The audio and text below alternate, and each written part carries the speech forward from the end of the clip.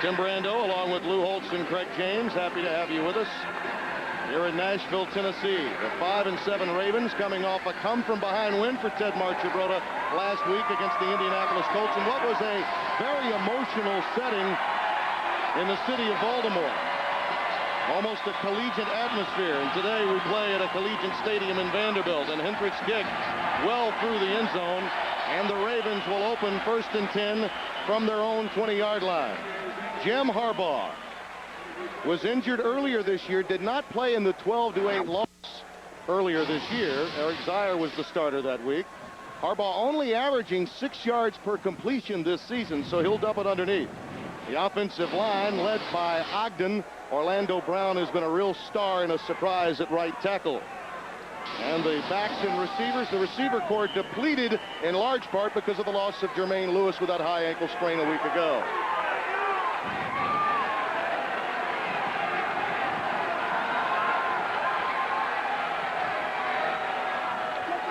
Floyd Turner in motion. On 1st down, Priest Holmes. Nothing doing on 1st down as the Oilers are there to get him in a hurry. This Tennessee defense, outstanding against the run. They have not gotten the pass rush, though. Only a sack and a half per game for that defensive line. Last in the league. Bowden, the undersized middle linebacker, has really helped Jeff Fisher's team this year. And the secondary, back in the game, Blaine Bishop. And that's the guy, Timmy. That's the guy they build this defense around. Bishop has to make tackles.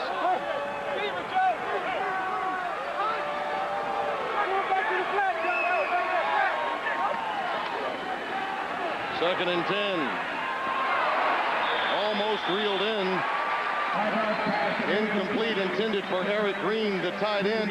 Harbaugh likes to go to the tight end and throw underneath, and you've said all season, Lou, that you think that he has been unfairly criticized. Well, he's an underrated quarterback because they don't understand the tremendous leadership that he provides for a football team overall. It's not just what he does physically, but what he does in the locker room as well. 3rd down and 10.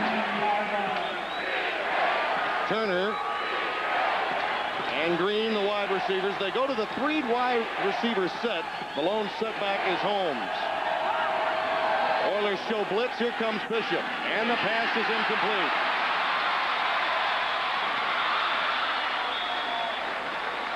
Denard Walker, who had a concussion last week, just laid a marvelous hit on the intended receiver.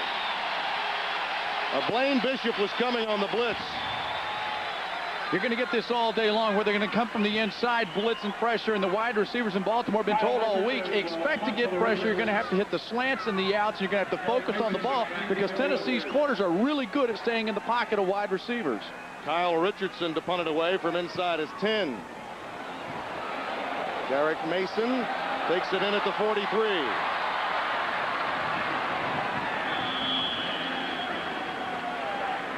37-yard punt and a 1-yard return. John Williams down there to make the stop for the Ravens. As you look at Steve Air McNair, coming off a turf toe problem this past week. He is the leader of this team, though. The double threat with a single setback in Eddie George.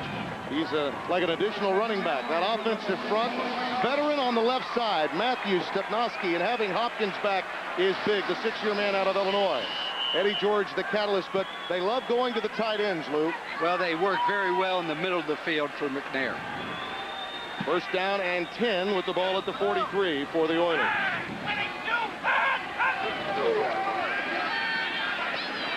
Flair out to George. Outstanding work by Jamie Sharper, the right side linebacker, staying at home. And the rest of that Ravens defense up front. Saragusa is the guy that ties up a couple of blockers so Michael McCrary can lead the NFL in sacks. Ray Lewis, a little banged up coming into this game. We'll be watching him closely. The secondary, led by the veteran Woodson, they're still trying to get some cohesion back there, though, Craig. You just got a lot of young guys. Rod Woodson tries hard each week to try to coach him up on the field, but still young and learning. 2nd and 9. Play fake. McNair flushed from the pocket, and this is where he's really dangerous. Sharper gives chase, and McNair is out of bounds just shy of midfield. James Jones providing that pressure, flushing him from the pocket.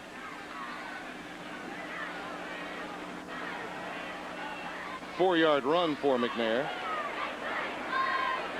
And we've got a marker down. A defensive holding. And Ted Marchibroda, veteran coach, one of the nicest gentlemen you'll find in the business. He is as classy a person, and what a tremendous job of rebuilding various professional teams he has done. He has a chance to become the all-time leading receiver. Defense number 22. All-time 5-yard winning penalty, coach. first down. You know, they really worry here in Baltimore now. They've got to get up the field. They're going to try to keep Steve McNair inside. Once he leaves the pocket, they consider him a running back. And the problem that I've worried about this all week, Lou, we talked about it. When he gets outside the pocket with that turf toe that he has, he's not the same quarterback because they worry about him as a running back. And that toe's bothering him. You can see he had a little limp to him. So after the penalty, first down at the Ravens 46.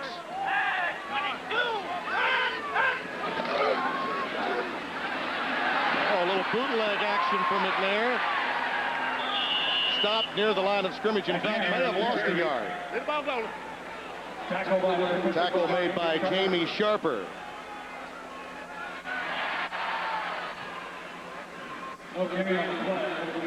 First offensive series of the day for the Oilers. We're at Vanderbilt Stadium in Nashville, Tennessee, with the 6-6 Oilers taking on the 5-7 Ravens. A very important game for wild card playoff hopes in the AFC. Eddie George, the lone setback on 2nd and 10. They fake the reverse. Crossing pattern incomplete. Wycheck, the intended receiver. Stevan Moore really popped him, the 10-year man out of Ole Miss.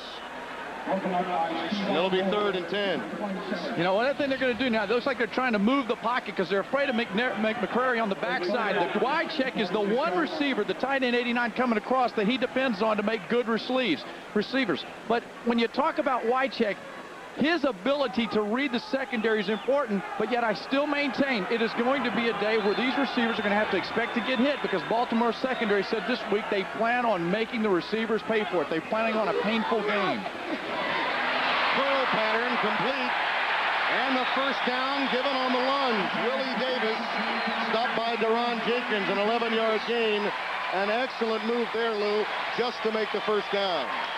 Well, the Ravens came on a blitz, a nice read by the receiver and a fine throw by McNair. But you're going to see a tremendous effort here by the receiver of getting the first down. He actually catches the ball about 4 yards short. You see Jenkins comes up, makes a tackle, and he just uses his strength. Willie Davis just uses strength, stretches out, gets the first down. From the 35-yard line, again, George, the lone setback.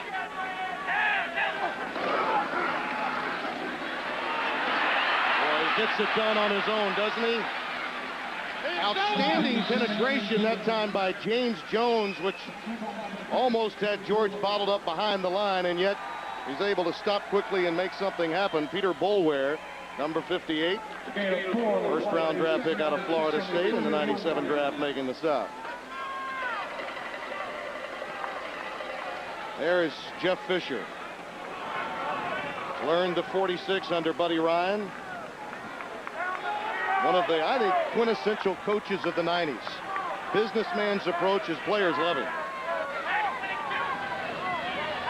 2nd and 6. Delay to George, look out. Another first down at the 24-yard line of Baltimore. Corey Harris, the free safety, comes up to stick him. And we've got a marker down. Very nice play by Corey. Just a nice open field tackle and a great back. And holding the preliminary indication. It's a 7-yard gain, all for naught. Illegal block. Offense, number 27. 10-yard penalty, repeat, second down. Eddie George and I were kind of laughing about his development as a running back, and he said he really went from being a fullback, which I agree, to a tailback, a guy who has vision. You're seeing him make the nice move inside. He's using his eyes. His feet are following him. When he gets to the outside, a tremendous, just like you said, Harris with a great tackle getting to his legs, because if you try to hit him up high, obviously, this guy's like Hulk Hogan running around the football field. He's going to knock you down. To tackle a great back like Eddie George in an open field, that was just textbook. You could take that film to a clinic and teach younger people how to play the game. Which you'll be doing shortly, I might add. I doubt you're doing it with guys as good as Corey Harris. Yeah. The recruiting season begins early on CBS. 2nd and 13. Pass a little high. Could have been picked by Boulware. It was juggled by Eddie George. We have a very strong wind at the back of the Oilers. Consequently, that makes it a little bit difficult to adjust to throwing the football. McNair has been off tack a little bit just throwing the ball. That was not a complicated throw, but it was created because of the wind. And I go back to the point. I've had a minor turf toe injury, and it'll make a coward out of you. It's really difficult to set and to plant and to throw and to move around. I'm right here. You know, they love that quarterback draw with McNair. They may not utilize that as often today. Low snap out of the gun. He steps up and hits the tight end. Hey! Michael Roan stopped by Moore and Ray Lewis. Roan used primarily as an H-back this year. You might ask, why would you throw a 5-yard pass on 3rd down and 14? And the answer is very simple. In order to set up a field goal for Del Greco. He is the all-time kicker. Most field goal attempts tried, most field goal attempts made, 5 years of 100 points or more. This guy is a true professional, also a great golfer. Yes, you're right. CGA, he's won a number of Celebrity Golf Association events. Hendrick will hold a 48-yard attempt, and it's good. Mark him up for 28 out of 31 on the season. And the Oilers get out of the gates with a 3-0 lead.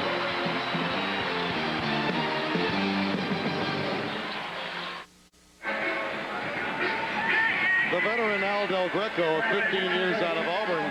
You mentioned his prowess in golf. He's an outstanding athlete. You think of it, 9 in a row, 28 of 31 this year. It's a real key when the kicking game is as solid as the Oilers. Hendrick, speaking of solid, another touchback, something he specializes in. Oilers lead it after a 10-play, 26-yard drive by 3.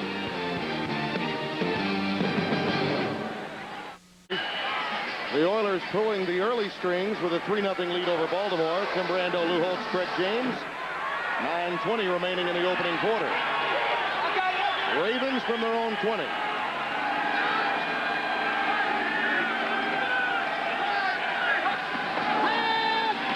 Three-step drop. Harbaugh dumps it complete to Green.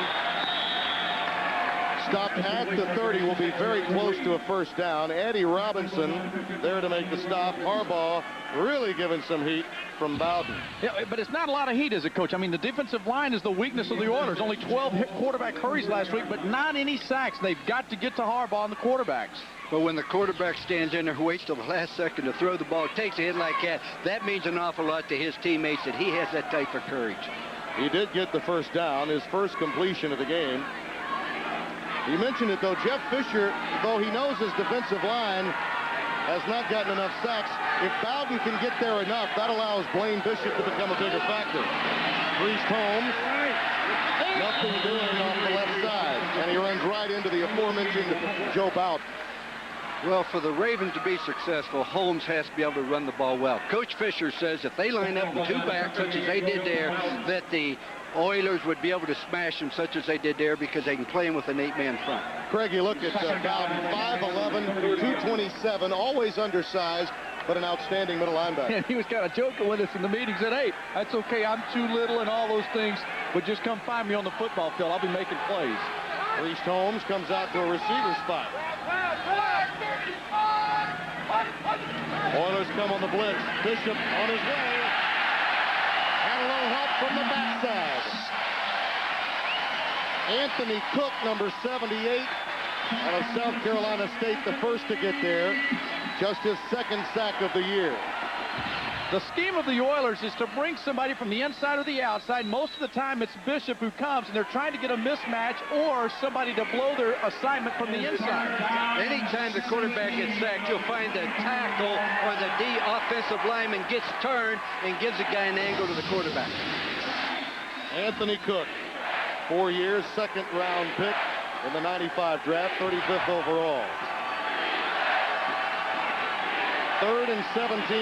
Harbaugh sees open real estate and will tuck it. Gets it beyond the 30 to about the 32, and he grasps of Gary Walker, the defensive tackle.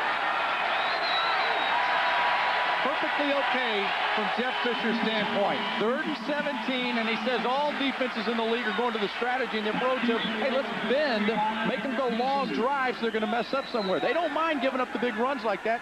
All they're looking for is a conversion on a punt. Kyle Richardson to boot it away. Mason back deep, looking for the corner. Mason has outstanding speed. Only ahead for a couple of yards after a 33-yard kick. John Williams down there to make the stop. Very effective kick by Richardson.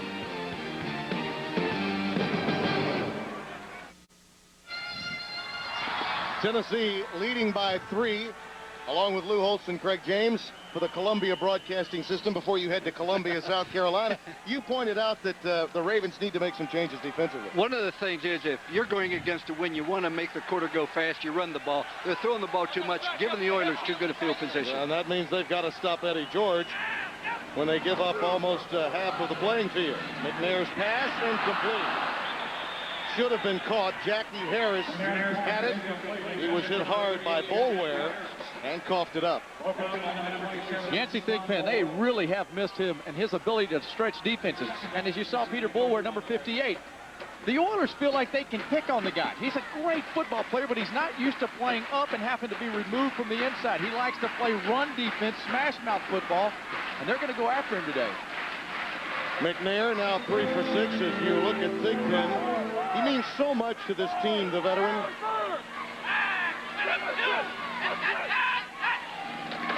They're hopeful he can occupy some space and give George room to work.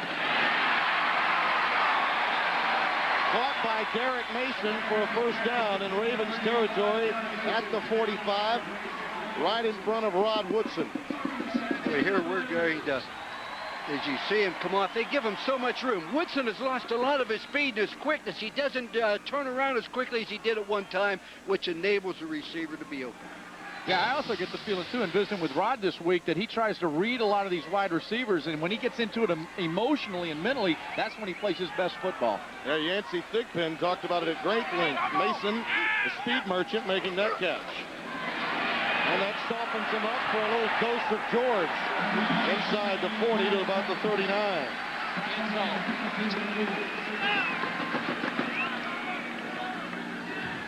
Wow. 7-yard gain. Oh, man. Okay, we're going to talk about some strength in the backside now. Look at this guy. I mean, they're going to try to stretch everybody and give him running lanes. Well, Tony Siragusa from the backside, right side of your screen is going to come down. Boom! Even a big guy like Siragusa. Now, I'll tell you what, if I was in the locker room with him, I'd say, hey, what is going on, Hoss? You're always talking about how big and bad you are. You didn't even bring down Eddie George. At 6'3", 320, you'd think he'd have a chance of doing it on his own against George. 2nd and 3. George again. This time Siragusa was double teamed. Lines up with George in his lap.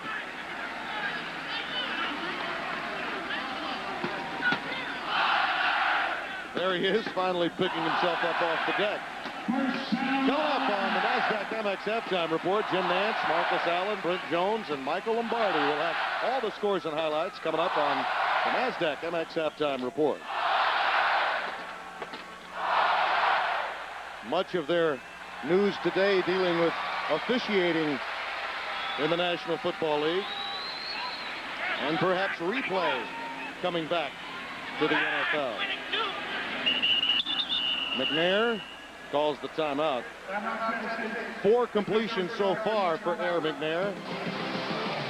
The Oilers lead by 3 in the opening period.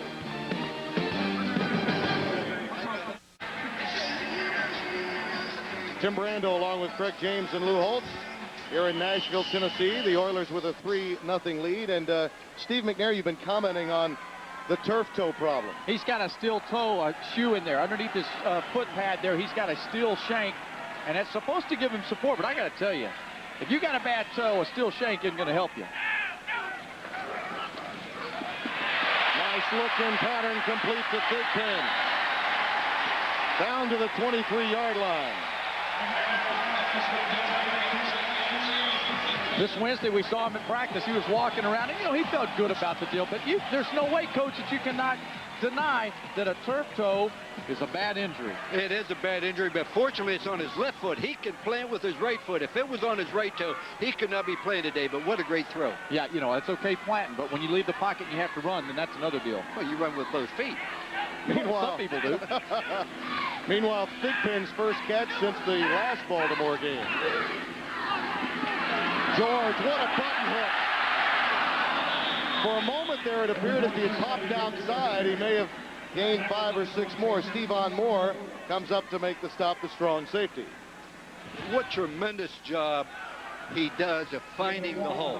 He does not run as well on AstroTurf as he does on regular grass, as evidenced by the fact that he's averaging 1.5 yards more per try on grass. But what a great back.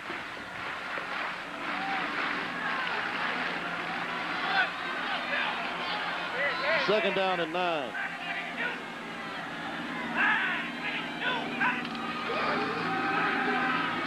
Quick out to Roan. Stop shy of the 10 at the 11. That'll be a first down. Dwayne Starks, the cornerback, there to make the tackle. Well, the spot was a poor one for the Oilers. He got the right foot spot instead of the left foot spot. But a very nice read by Steve McNair. They were in a zone defense. They lined up, showing man. They came off zone. He found the open receiver and run. And Steve, this is his 4th year in the league. He didn't have the confidence to make that wheel and spin and throw until this season. He's really maturing as a quarterback, and that's what really hurts him, not having the consistency at wide receiver. And having young wide receivers to deal with is knowing they're going to be there. And as soon as he starts figuring out they're going to be there, the better he'll be, which is what he's showing right now. He almost cost him a first down with a mark. Ted Marchibroda doesn't like it. The Oilers in the red zone have had some difficulty lately. But they have scored 33 of 33 times. It helps to have a Del Greco.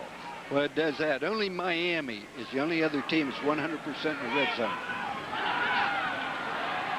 2:31 and counting in the first quarter.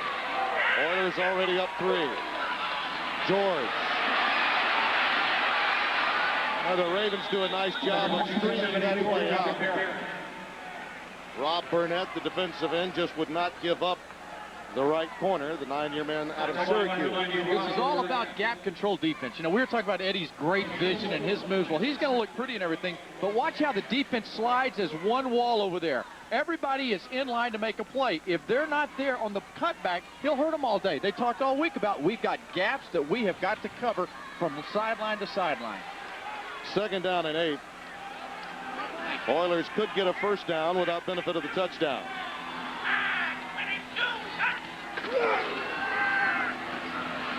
Plenty of time. Incomplete. Thigpen thought he may have been interfered with by Sharper.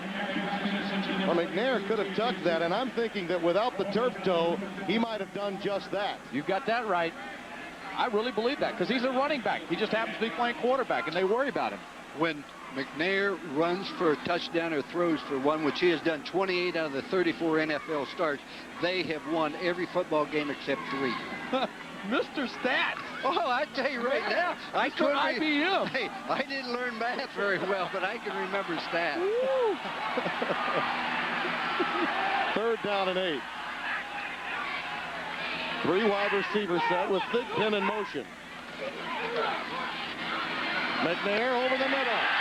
Complete at the 2-yard line. It will be very close to the first down. Willie Davis stopped by Ray Lewis. And Davis has been a primary target today for McNair. McNair has the best third down percentage of anybody in the league. 65% of the time he has been successful on third down and throwing the ball. And that is a tremendous percentage.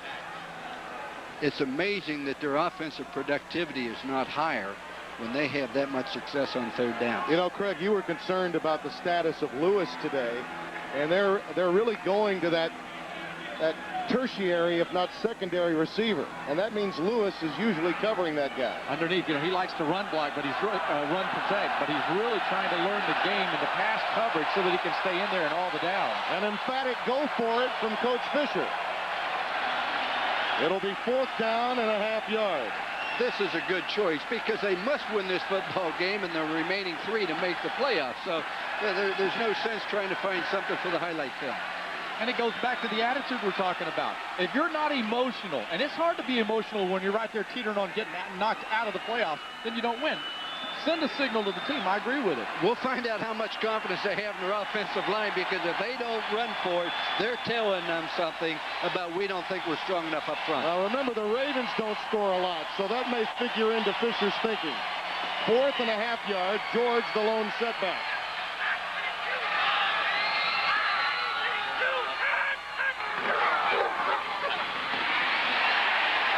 It will be very close. I think he ducked under Lewis just enough to net the first down. Corey Harris and Jamie Sharper were also there. Okay. But it will be dependent upon the placement of the ball as to possession here. McNair had a play called, and he checked a one to the right, I'm sure, because the Ravens were overloaded to the left offensive side of the Oilers.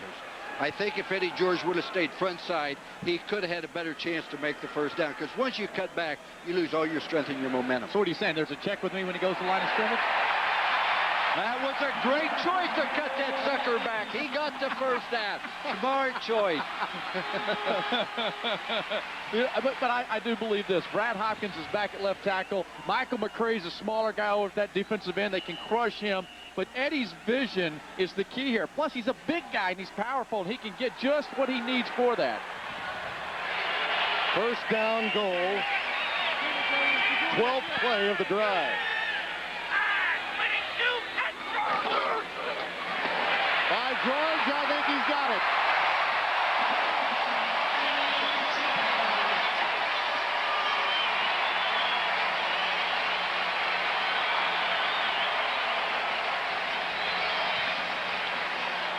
What a great job by the offensive line, and a tremendous job of seeing it by Eddie George.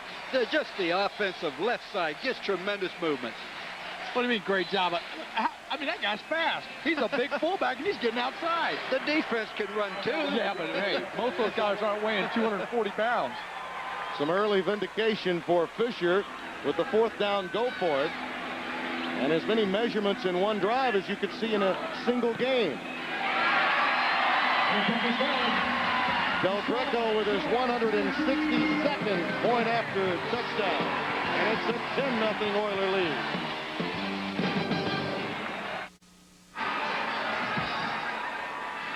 You're looking at Craig Hendrick, who is also a record setter. It's not just Del Greco, is it?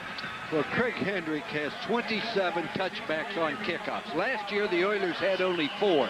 The record for 1 year is 30. He has a chance to hit his 28th here. Well, that's 27, including today, and I think we could add to the tote board, make it 28. Harris takes the knee. Job well done by Hendrick. Tonight on CBS, critics are calling the Christmas Wish a contemporary twist on It's a Wonderful Life. Debbie Reynolds and Neil Patrick star in the CBS Sunday movie, The Christmas Wish, tonight on CBS. And take this time to wish my partners a happy holiday, and to all of our viewers as well. Hey, all I think Lou Holtz is looking for is a happy holiday recruiting visit from kids. This is so much fun, I may even pass that opportunity up just to remain with you guys. I worked so hard to get you out of here. I never felt so intelligent around 2 people my entire life. And that doesn't happen very often. I'm a little tired of being your caddy. Priest Holmes. The one common denominator with the Ravens is Holmes needs to get out of the gates early for them to be effective, and through the first quarter, Holmes has been a non-factor. Yeah, but it's tough now. You're running against an 8-man front. They've got to find a way to get a blocker on Bishop, that extra guy that's up there in the box. Yes, they've got to run. Yes, they want to run. Jonathan Ogden leads that offensive line. He's an all-pro. He wants the ball run behind him. They're going to have to be patient today running a football. Tennessee has outgained Baltimore 92-12 in the first quarter. Our score 10-0. We'll return to Vanderbilt Stadium after this. You're watching the NFL on CBS.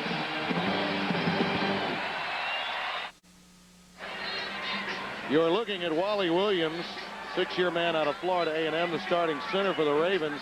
A cervical sprain of the neck has him out of the game. Jeff Mitchell will come in for him, and we're told that Williams will not return. This time of the year, you get into December, and the bumps and bruises really begin to take over.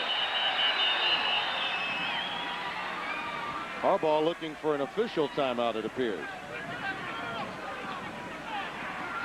With the wind and the teams changing ends of the field at the quarter, you will see the field position will drastically shift towards the Raven side. What most folks don't understand, though, is this a full-time job for these athletes? You realize they come in at 6:30, lift weights, they're in team meeting at 8 o'clock. Please set the play clock to 7 seconds. The play clock should read 7 seconds. The play clock. Apparently that's what Harbaugh noticed, and he was getting the official word. And there you see Mitchell, Jeff Mitchell, the 2-year man out of Florida that's replaced Wally Williams. That's nuts. Why not give him a fresh play clock? I mean, we're at the start of a quarter. This is just the kind of thing that has become a point of clarification that depending on what crew you get, the manner in which these items are handled are completely different from time to time. When you have the owners criticizing the officials, it's a serious situation. Yeah, Ralph Wilson after the $50,000 fine. Harbaugh running the quick slant, incomplete. Intended for Patrick Johnson. Let's go to New York and Jim Nantz for an NFL team. All right, fellas, check it out. The Jets win with a very controversial finish. 20 seconds to go, 4th and goal from the 5. Vinny Testaverde calls his own number and is stopped short, but after a delay and after he's able to reach across, they give the Jets the touchdown and the victory. Let's go back now to Nashville. Misery loves company, Jim. I mean, I thought I was the only one that got upset at officials. Baltimore is 0 for 2 on 3rd downs. This is another one for them. Harbaugh, flush from the pocket. Has plenty of room. And a first down. Harbaugh on the carry. Past the 30 to the 32-yard line. This is exactly what your neighbor down in Orlando does to defenses. Harbaugh is really good on 3rd down of taking off and running. They worry about this more than they do the big completion that he makes on 3rd down. His legs. I mean, this guy is really good. 2 carries, 22 yards. That one for 13. His ability to leave the pocket and run helps his offense. And the bad snap had something to do with why he had to tuck it. Messed up his vision downfield. Without Wally Williams, the starting center, already the shotgun has been affected. Harbaugh incomplete, looking for Green, who was smothered by Eddie Robinson, the right side linebacker, number 55. New England continues its role after that controversial win over Buffalo last week, and the Bills respond against Cincinnati today. The Ravens just need somebody to step up and make a play, make a catch, break a tackle, somebody other than Harbaugh. Patrick Johnson, the speedster, pressed into duty for the injured Jermaine Lewis today, comes wide to the top of your screen. 2nd and 10. Quick out, that pass was deflected.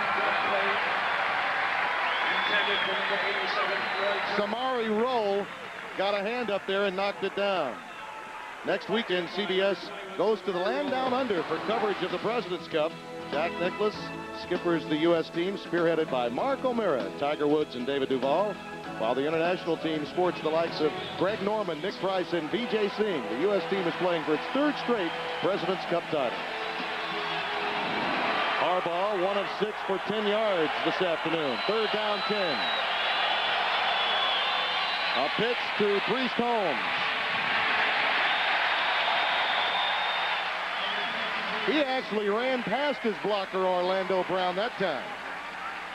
Orlando Brown, the right tackle, doesn't get out in front of the ball carrier in time. It's a well-conceived play. They had a chance to get it, but Orlando Brown just could not get there. Yeah, you know, the blitz is coming, but then again, let's remember, fellas, Orlando Brown weighs about 350 pounds, so, you know, to think that he's going to beat the running back around the corner, that's probably not realistic thinking. They expected it, or they want to put it in. You got that right. I bet they take it out of the playbook in the second half. Richardson's punt on the ground and fielded by Mason, and he dances up the sideline for about a 7-yard return. Keith Washington made the tackle.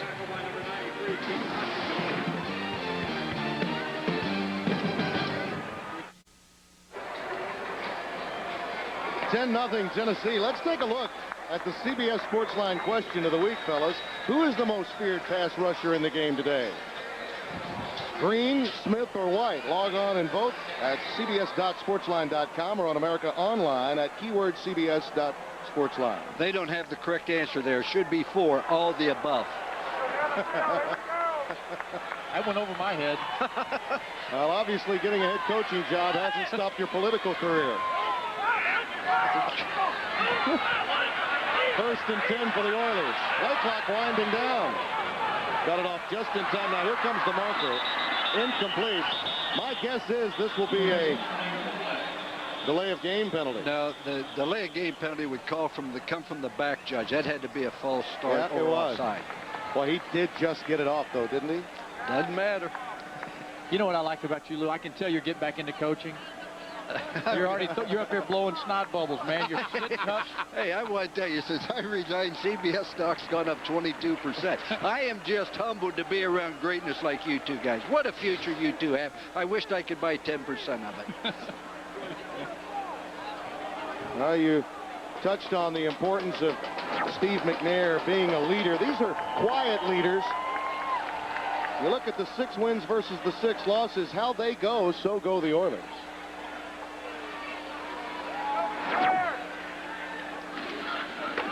First and 5, and George heads to the 36-yard line. Be a couple of yards shy of the first down. Stephon Moore there to make the stop, the strong safety for the Ravens.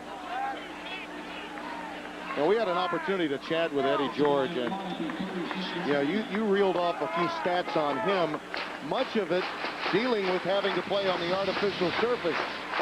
And he was very surprised when you mentioned all of that. He would much rather play on grass. He also runs better in the 1st and 3rd quarters than he does in the 2nd and 1st statistically. 2nd and 2. George wrapped up by Lewis. Well, you wondered how effective he might be today, Craig. And Ray Lewis, at the end of a quarter, had been involved in 3 tackles. Here's another one in the 2nd. Yeah, but what you're going to see now is, once again, I told you Peter Boulware doesn't like to be split off from the bottom of your screen. Boulware comes away from the slot, and he comes from the outside. Messes up the Oilers' blocking scheme.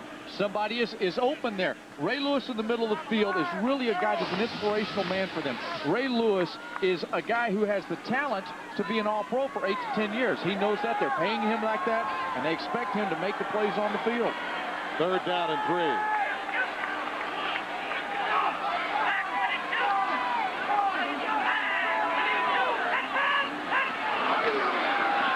Here comes the blitz. Read beautifully by McNair. Wide check. Out to the 44-yard line for a first down. Corey Harris wraps him up. These tight ends, whether it's Wyjack or Harris, they're very effective in this offensive scheme. Hey, this is what they need to do. Coach, I was getting ready to say, they need to run the boots. I think they're afraid to do that because of McNair's foot. The reason this was successful, they were in bunches. They had everybody up there. They tried to play man coverage. Wycheck is one of the all-time leading receivers. He led them first time since Casper. Tight ends led the Oilers in receiving. Just finds the open area, according to Fisher, and Steve McNair, who really has learned to count on him in the passing game. Eddie George carrying Ravens with him. No easy task. James Jones gets the ride. Beyond the 45 to about the 46-yard line. 8-year man out of northern Iowa, Jones. Caught on the backside of one Eddie George there. What is impressive is Jim Harbaugh and Mr. Jones both donated over $10,000 to feed the needy at Thanksgiving. You don't hear about these things all the time, but there are many people in the NFL that make those gestures. George with 23 yards on 10 carries.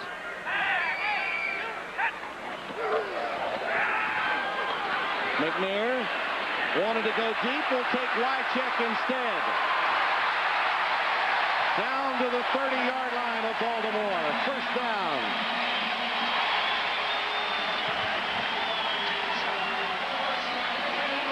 These young linebackers in Baltimore have got a lot of talent, but they also have to realize that there are people out there they've got to cover and stay with. Recognition, Sharper, 55 on the right side. That's his guy. He's got to get out there with him. Nobody's there. Play action, pull the receivers to the middle of the field and the free safety over as well as the corner. Recognition by linebackers is something very important. That's what some of these guys are missing right now. McNair, well, a mix-up that time between he and Davis. Obviously, Aaron McNair thought he had a post corner. Davis broke off his pattern. You know, we talked with Marvin Lewis about the secondary and about the linebackers, the defensive coordinator for the Ravens, and he was quick to point out that Jamie Sharper is still trying to learn the speed of practice and the speed of games being the same. And if they work together. Yep. If you work hard in practice and you have a tempo that's up in practice, it's not such a big jump on Sundays.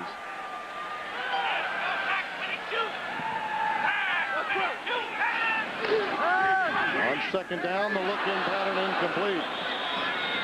Marvin Lewis, I know, impressed you, Lou. A very likable coordinator that is likely to be a head coach one day, and he spent a lot of time with Tony Dungy, Bill Cowher, and others. The thing that impressed me was the Ravens did not play well on defense last week. He gave no excuses. He took the blame. He treats his players like true men. He tells them what he expects. He establishes a relationship and a rapport with them. One other thing I want to say, when you have an injury, it's just not substituting an individual. You lose the chemistry, you lose the communication between them. Third down and 10. Davis, the wide receiver, to the top of your screen. Big pin in motion.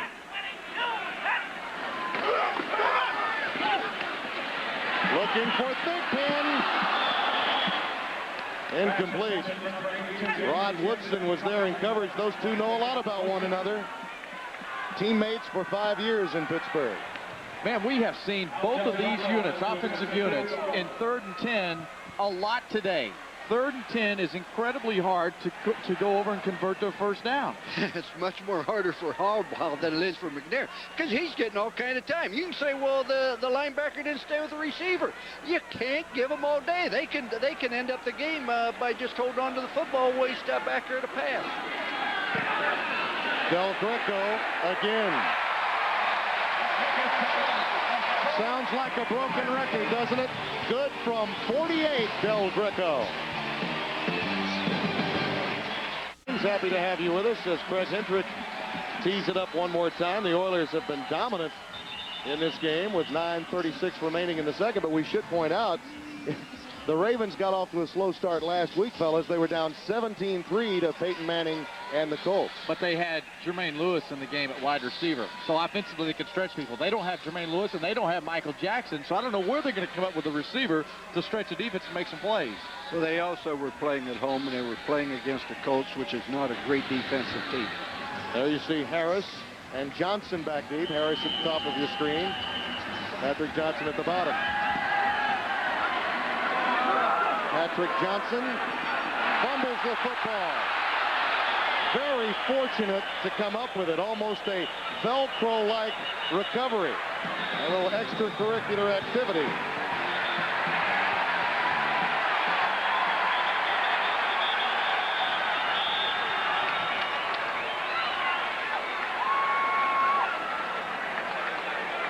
Dennis Stallings and company were involved, but no flag. Colts will have it.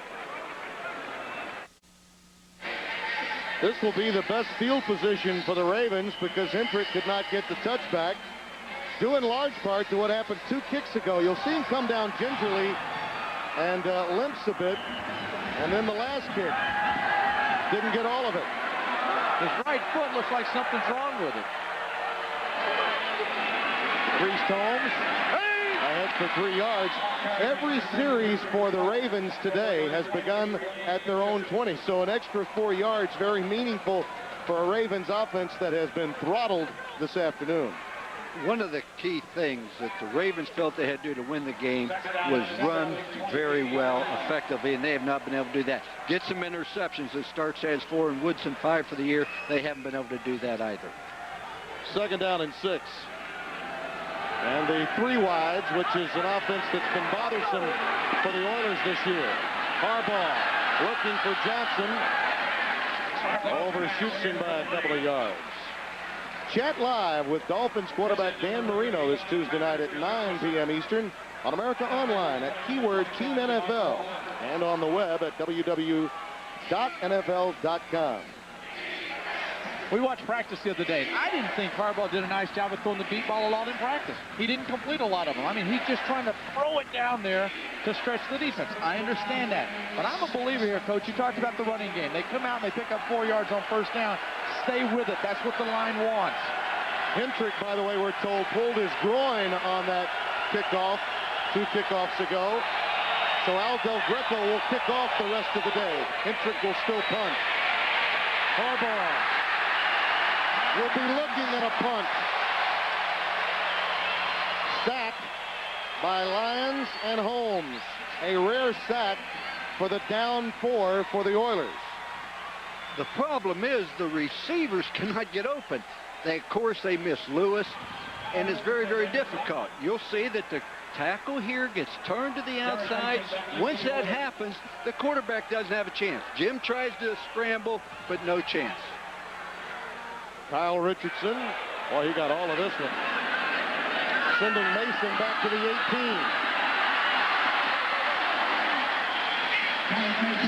53-yard boot. A 15-yard return.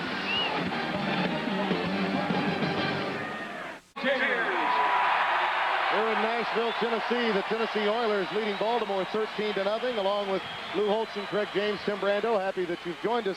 Boy, the Oilers have really spread it around, guys. The tight ends have been used, George as well, and even Yancey Thigpen's presence does play a role. And I think that's opening up Wycheck in the middle of the tight end. Yeah. That's his go-to guy anyway, and he's enjoying using him. Also playing great defense and good kicking game, so that helps. Here comes the blitz off the corner. Boulware did not get McNair, and he pays for it. That's a 1st down to Wycheck. Just as we mentioned, the tight end yet again for a 1st down.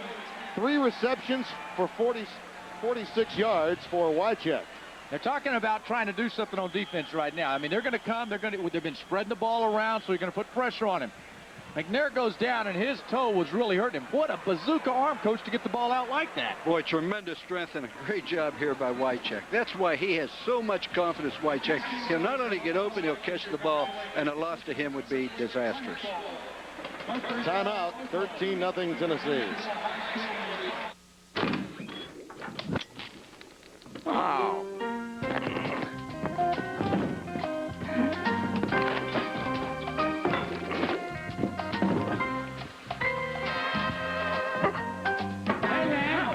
Check this out.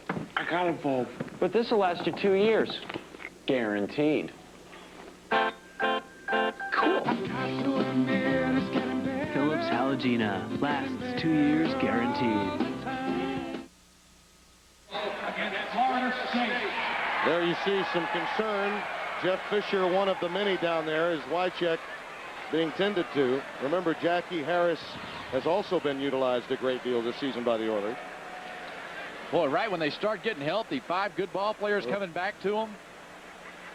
Ray Lewis, it appeared, rolled over that ankle. Most accidents that occur in football are just sort of freakish. A guy falls here or twists it there. But I think he'll be okay because his foot wasn't really planted.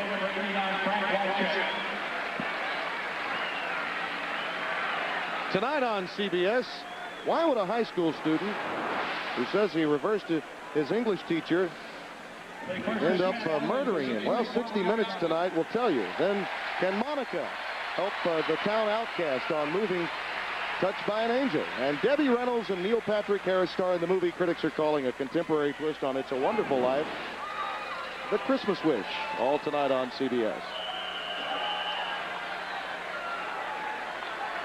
And you see Wycheck continuing to limp as Harris has come in for him at tight end. Eddie George right up the gap. Only a yard shy of a first down, and he nearly broke it. Corey Harris, the free safety, made the stop. Hey, you know what? In watching Eddie George over the years, you've seen him go from the fullback mode. Now when he gets to the secondary, remember what he was telling us, fellas? We're sitting there talking about, hey, when I get to the secondary, I try to make moves in practice so that it really gives me a look as to what's going to happen in the game, and that's why he's so much better in the secondary. But when you can't get a pass rush, you put your effort into it, and you become very vulnerable to the draw, such as last play. 2nd and 2.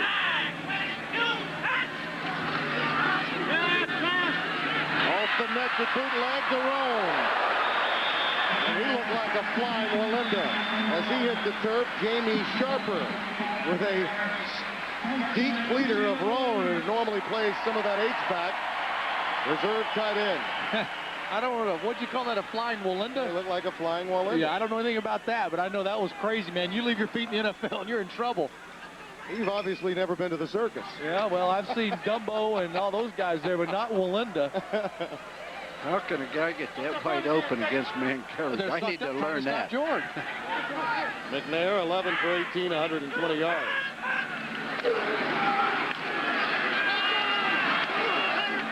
Forges ahead for about 3 more to about the 35-yard line. James Jones, left defensive tackle, making the stop. This is a very important series for the Ravens.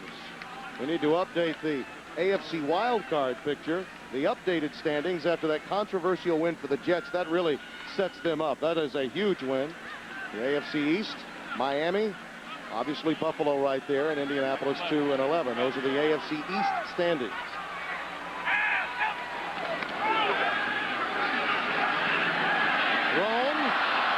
Incomplete and nearly picked by Corey Harris off the tip drill. Stevan Moore back there covering as well. When things aren't going well, somebody has to step up and make a play. There, Corey Harris had a chance. He was in great position. There was good coverage underneath. He just didn't make a play. Great teams have great players make great plays. And Michael McCrary, we haven't heard his name today, have we? That's a sack specialist over there. And Brad Hopkins, who's coming back now from an injury at left tackle, he's doing a great job of frustrating him. Sprained left ankle for Wycheck. He may return. 3rd down and 7.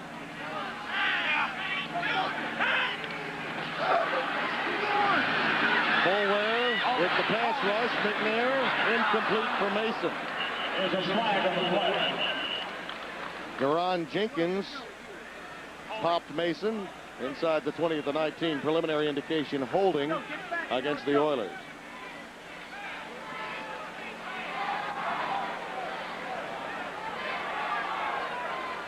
Holding, offense number 74. The penalty is declined. Brings up 4th down.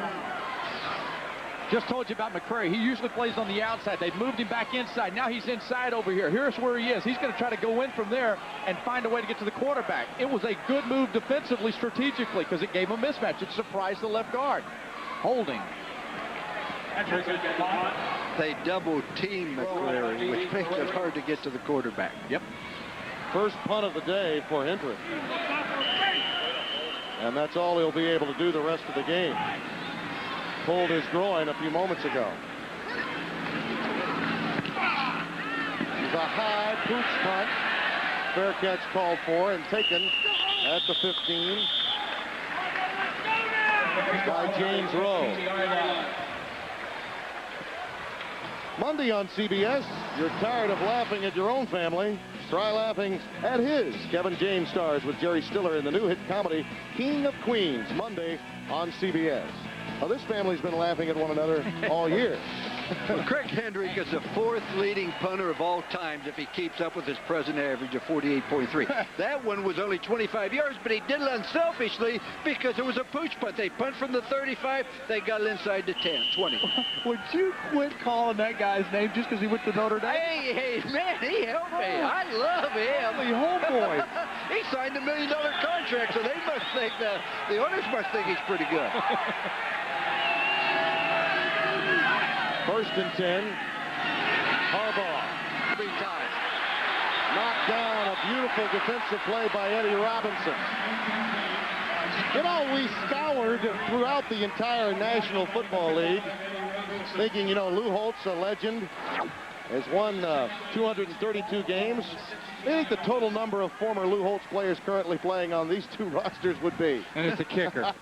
It's a kicker. I want to tell you, No that wonder. just shows you what great assistant coaches we had. And plus, I've been in this game so long, most of them have already retired. Yeah, of those 40 guys, I bet none of them are from South Carolina. More than any other school in America. 2nd down. Priest Holmes still looking for any yardage. Stopped by Blaine Bishop, the strong safety. 6 carries, 7 yards for Priest Holmes, and if he can't find any room, the Ravens offense is in a world of hurt. The Ravens have absolutely no chance. The Oilers are playing with an 8-man front. They're manning up on the wide receivers, and with Lewis hurt, they can't get any separation between the receivers and defensive back. 3rd down, 11. Harbaugh again out of the shotgun. Remember, backup center Jeff Mitchell in the game. Got a problem with the deep snap. Holmes, well, they get him free in the passing game. That's one way of involving him. And he's ahead for what appears to be a 1st down. Up at the 27-yard line, Blaine Bishop. 6 years out of Ball State. What an effective player he's been. And in the 46 defense, so much mental pressure on the strong safety in Jeff Fisher's scheme. He can deal with it, though. The respect his teammates have for him is unbelievable. 1st down at the 27-yard line. Harbaugh to Holmes again. Well, they've found something now in that Oilers defense that will allow Priest Holmes to become a receiver, if not a running back today. And this is why he's in the game and not Eric Rhett. Eric Rhett, you know, had the big trade they make for the guy. He comes up, they sign him, they thinking he's going to be their man, and lo and behold, it's Priest Holmes. He's there because he's good in the blocking, pass protection, catching the football, and he doesn't have a lot of knocks on him. He comes out of the University of Texas where he was really a second fiddle guy, a guy named Ricky Williams, not a bad guy to back up. We played against him. He was good in college. He just didn't have the reputation of Ricky. 2 receptions for 23 yards. This pass complete to Green. A safety valve stopped by Blaine Bishop. Got a little help from Denard Walker. Blaine the first to get there. A negligible gain, maybe a yard. You wonder how a guy 6'5", 285 pounds like Green can run as fast as he can, but doesn't have the explosiveness when he runs into contact from a defensive back. How about that? San Francisco forced to overtime by Carolina today. It's a win, baby. It's a win. Harbaugh gets away from backside pressure. Incomplete. Thrown in the general vicinity of Floyd Turner. James Roberson and Joe Bowden coming off the blitz, forcing Harbaugh out of the pocket. I think that right there just spells it all out for how frustrating it is to be a Ravens coordinator right now. They pick the blitz up, and a receiver's got to come open. In the NFL, if you pick it up, somebody's going to come open, Lou. Well, this is what Coach Brando was saying. You have to have somebody make big plays, and they do not have big play people at the present time. Frustrating to coach that way, but all you can do is the best you possibly can and forget it. 3rd down and 9.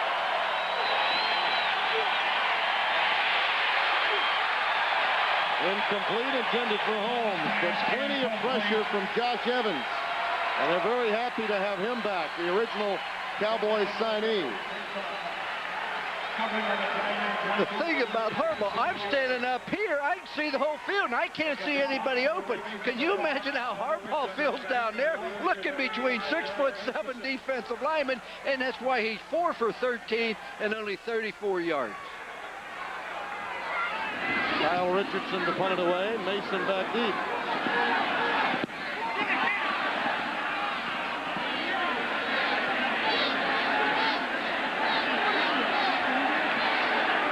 Finally rolls dead at the 13-yard line, a 48-yard punt. Fans are thinking there may have been a deflection there earlier, and the ball should be spotted a bit further up the field.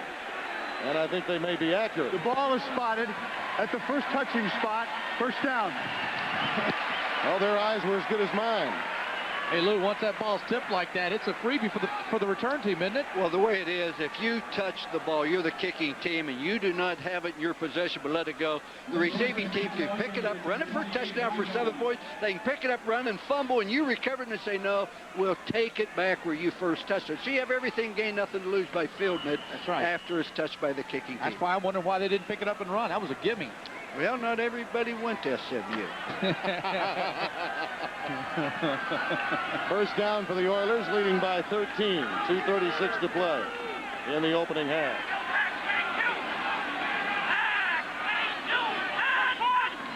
Here comes Boulware on the blitz, and there goes George to the vacated area. Nice reaction by Ray Lewis. Boy, what a safety net he is at middle linebacker. Really allows your defense to have some versatility and take some chances as we come up to the 2-minute warning. The one thing they wish they had, they brought Rod Woodson in to be a mentor for the secondary, an old, wily veteran. They wish they had somebody like that, like a Kevin Green, Greg Lloyd, or somebody who could have come in to teach the linebackers how you prepare and play. There's some concern for Eddie George's health as we hit the 2-minute warning in Tennessee. That's about the only bad news so far.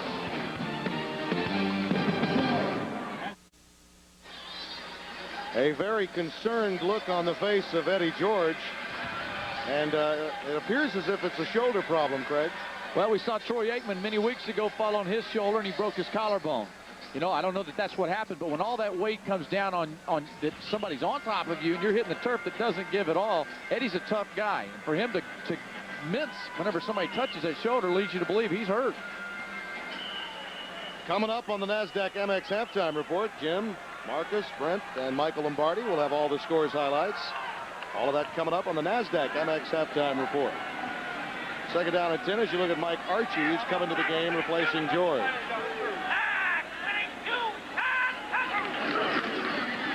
And he gets it. And he pops it out to the 37-yard line.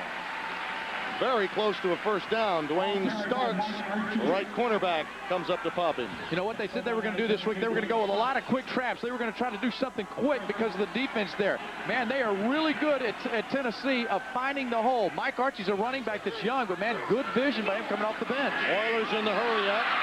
Tight end screen. And look who's back in. Rod Woodson makes the stop of Wycheck. You cannot play it any better than the Ravens played there. They had the screen covered. It just did not make the play. A double pump and a missed assignment that time off the pass. Ralph Staten was in coverage. Pass intended for Willie Davis. You see the timeout story. Tennessee with 2. Baltimore has 3. So a full complement for the Ravens, but right now it's the Oilers in control. Last week it was Baltimore's special teams who woke them up. They did a great job of kick returns, making plays on blocking field goals. Somebody other than the offense has got to lift the Ravens into the game. Only 3 down linemen now for Baltimore. A dime package. And there's your extra running back. You know, Tony Saragusa has told us when our meetings were held earlier this week, he said, you know, they say they've got a one-back offense, but that's not true. Not as long as you have Steve McNair at quarterback. 13-0, the Oilers lead. 1:02 remaining until halftime. To find out more about how people watch TV, We sent our experts. Tune into the channel. Both of them. 40. 40.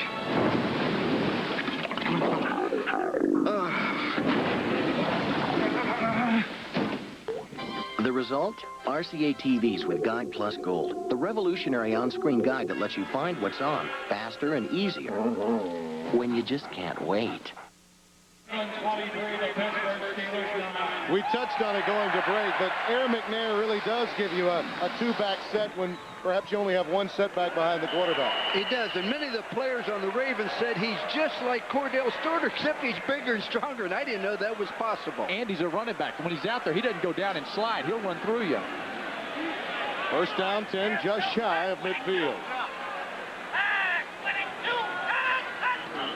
Woodson on the blitz. McNair to the tight end again. Jackie Harris. Well, it looked as if it might pop, but he decided to turn it inside rather than outside. Corey Harris made the tackle of Jackie Harris, 9-year veteran out of Northeast Louisiana. And a marker down. I think we're going to have movement on the offensive line coming up out of a stance, which isn't too bad because it did stop the clock. 5 yards aren't really that critical at the present time. They're fighting the clock right now. Well, we touched on spreading the wealth in this game, and McNair's done that. 7 different receivers have caught the football. Offense number 74 put a hand on the ground, then came off it, which by rule is a false start. There was a 10-second off by clock operator. Please read the 31 seconds. 31. A wind-aided call from our officials, and Matthews was whistled. But you're right, you spread it around to 7 different receivers, and now suddenly what was an Eddie George McNair offense is a total offense. Without Eddie George, you really worry now how well Mike Archie can pick up blitzes.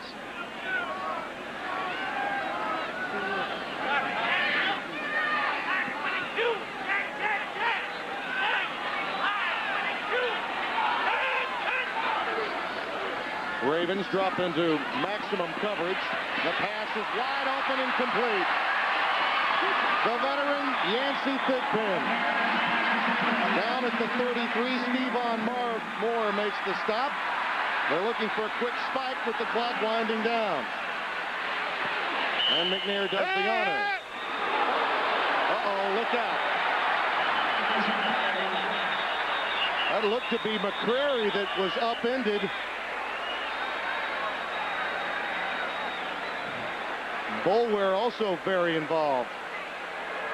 Shortly after McNair had spiked the football. This could be devastating for the Oilers. They were getting into field goal range. Either way, it's a stupid penalty. Either way, it's going to hurt the team.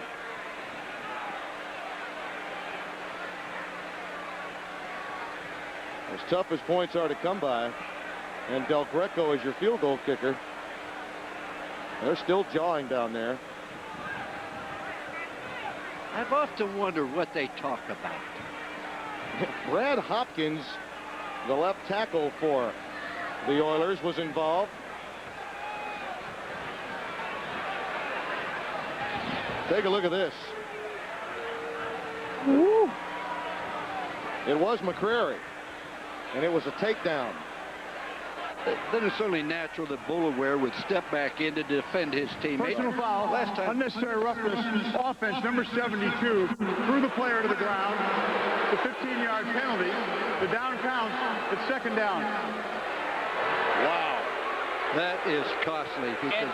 And he's laughing. Hopkins is laughing because, hey, this is football, man. If you go off your feet, leave the ground, I can do whatever I want to. I didn't see anything wrong with that. But it's not World Federation Wrestling. Well, I'll tell you what's wrong with it. It's 15 yards. Whether you think it's a penalty right, that is not relevant. They called it. They're out of field goal range. It cost them 3. I understand, but once again, why do they make that call? I mean, the guy's off the feet. He's moving. He's knocking them around. You buy a football team on it, you can make the comment and get fined $50,000. That'd be your choice. Now, you've already been fined by our producer, Steve Shears, so that would be a $100,000 hit for you today. You know the hard I really wish that was the truth. I wouldn't mind paying that money, man. That'd be great if I had it. I see Coach Marcia Brando over there so calm. Man, I would be dying. I would want to strangle somebody. They go with a trips formation now. All McNair can do is put it up. Try to throw it as far as he can.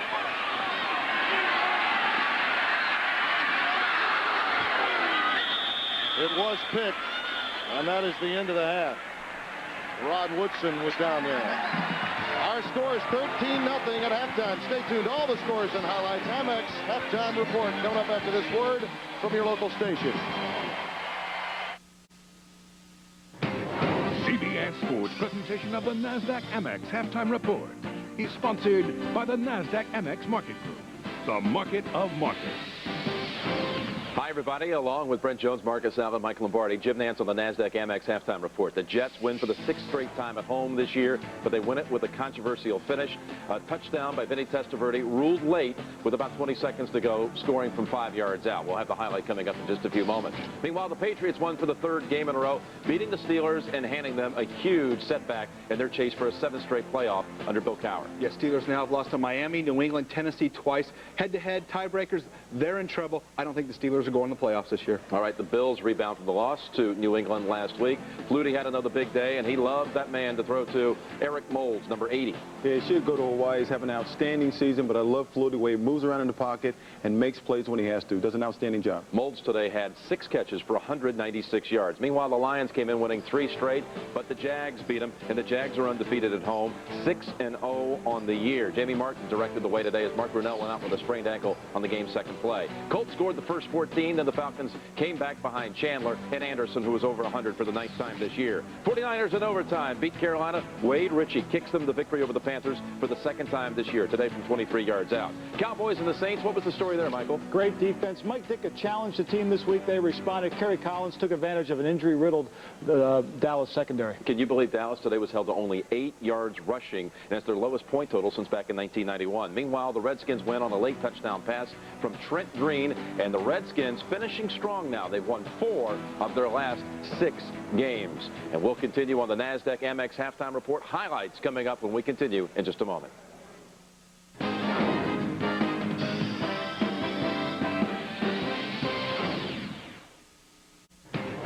CBS Sports presentation of the NASDAQ Amex halftime report is sponsored by the NASDAQ Amex Market Group, the market of markets. NASDAQ Amex halftime report time, and let's tell you about the rematch of the divisional playoff game from a year ago, where Pittsburgh beat New England, knocked them out last year 7-6.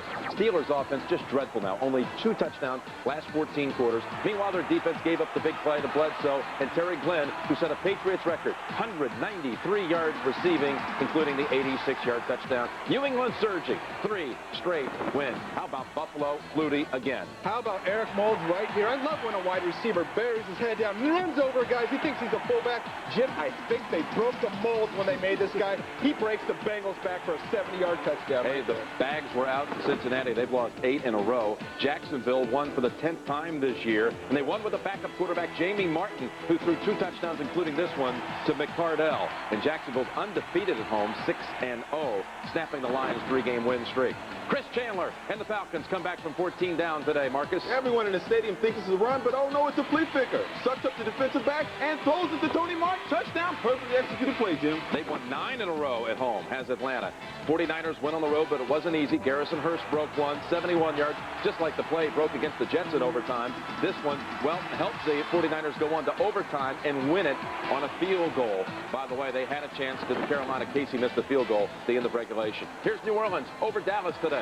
Jim, Kerry Collins took advantage of an injury-riddled Dallas secondary. Kevin Mathis gets beat by Andre Hastings, and all the teams that played on Thanksgiving so far have lost. That does not bode well for Minnesota tonight, but a big favorite against Chicago nonetheless. Redskins won with 1:54 remaining on a touchdown pass to Leslie Shepard. And the NFL on CBS continues in just a moment.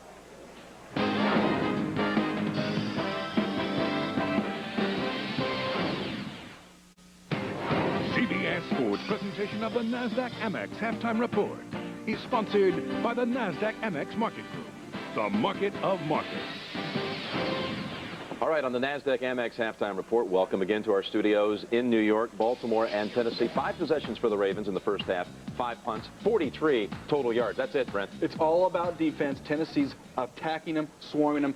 Baltimore looks like they can't do anything. All right, Kansas City and Denver, a tale of 2 quarters here. It was 21-7 after the first quarter. The Chiefs were winning. In fact, Denver usually just owns that first quarter, but not today. Then Denver comes storming back, including an Elway touchdown pass, and they held the Chiefs to 13 yards in the second quarter. Miami and Oakland, and Hollis for Oakland has thrown 2 touchdowns to the Dolphins. They run them back twice for touchdowns. That's bad. All right, Giants and Cardinals. Giants 0-7 went down at halftime this year, and they trail here by 7. Morrell having a big day. Earlier, Seattle and the Jets. And Seattle, this is a loss that may cost them a run at the playoffs. In fact, Joey Galloway and Dennis Erickson really had something going here in the first half with the young quarterback John Kitna twice hitting Galloway for long touchdown scores. It enabled them to lead 31-18 going into the fourth quarter. But hold on a minute. Check it out. 20 seconds to go. 4th down from the 5. Testaverde calls his own number. He has clearly stopped short of the goal line, but has ruled a winning touchdown. I saw the guy on the right signal immediately. So I kind of thought that he was in. The guy on the right, on our right sideline, on the goal line, signaled immediately. So a touchdown. You can look at that on the film. You know, to lose it on a play like that at the end is just totally disappointing. That just makes you sick. It has to make that man sick. It may, in fact, by season's end, cost him a job because it's a loss. They drop to 6-7, and the Jets go on to win. All right, thanks for watching the NASDAQ Amex halftime report as we take one more look at the Eddie George touchdown.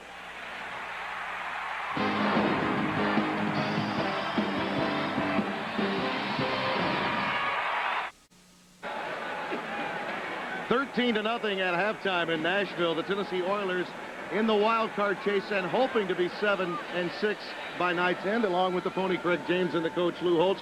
Coach, I mean, this is as wide and varied an offense as we've seen from the Oilers in some time. McNair has hit 7 different receivers. Well, he's had an awful lot of time to do it. Conversely, their defense is playing awfully well. And, you know, Craig, if you look at the problems that Harbaugh's had, if you can't get Priest Holmes involved, Harbaugh's in deep trouble. Yeah, well, the Oilers are in there right now. They're playing tight. You know, what's happening here is the Ravens don't have wide receivers who can stretch the defense and put pressure on them. I mean, anybody right now can play defense for the Oilers against the Ravens because they don't have a threat out wide. And if you look at the halftime stats, Craig, it will illustrate the problem that the Ravens are having without Priest Holmes effective. You know, Lou was joking me about the total yards. I wasn't joking. 42, that's like your waist size. Yeah, that's your it's body weight. Unbelievable. Well, that might be my cue, but 205-42. Yet the score's only 13-0. If somehow the Ravens can come back, find a way to score a touchdown, get back in the game, they can do it. Yeah, 2-to-1 time of possession, though. There's really a problem there for Baltimore. Well, the only time of possession is important is who gets to keep the ball after the game, and that goes to the winner. The Oilers will receive to open the second half. And it's Mike Archie back deep, number 22, the speed merchant, now called upon to play a great deal more. Eddie George, you'll recall, apparently injured his shoulder slightly towards the end of the second quarter. And Max Stover will kick it away for the Ravens, 9-year veteran out of Louisiana Tech.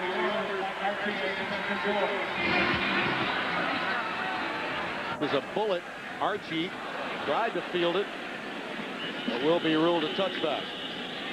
And we touched on Harbaugh's difficulty without an effective Priest Holmes. Look at the quarterback comparison. It's been all Air McNair. Not really where you say, okay, I need to make a quarterbacking change, but you certainly need to see Harbaugh a little bit more composed and having to stay in there and find the underneath crossing route. I mean, we've seen him, I think the only pass I've seen that worked for him was underneath the Priest Holmes. I don't know what game you're looking at, but I have not seen a receiver open. Nope. Well, I didn't say that. I'm just saying he's got to be patient and give him a little more time to get open. You can't throw from your back. It's very difficult.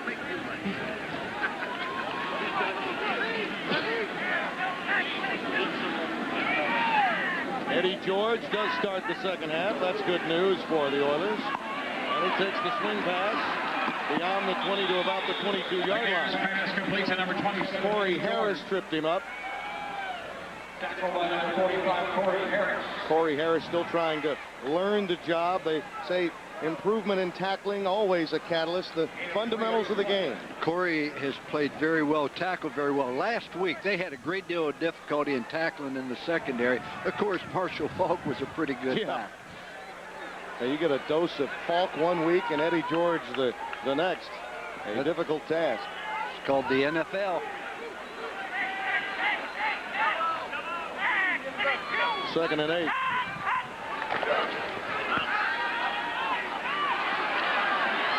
He may have gotten away with one there. McNair was in the grasp of McCrary.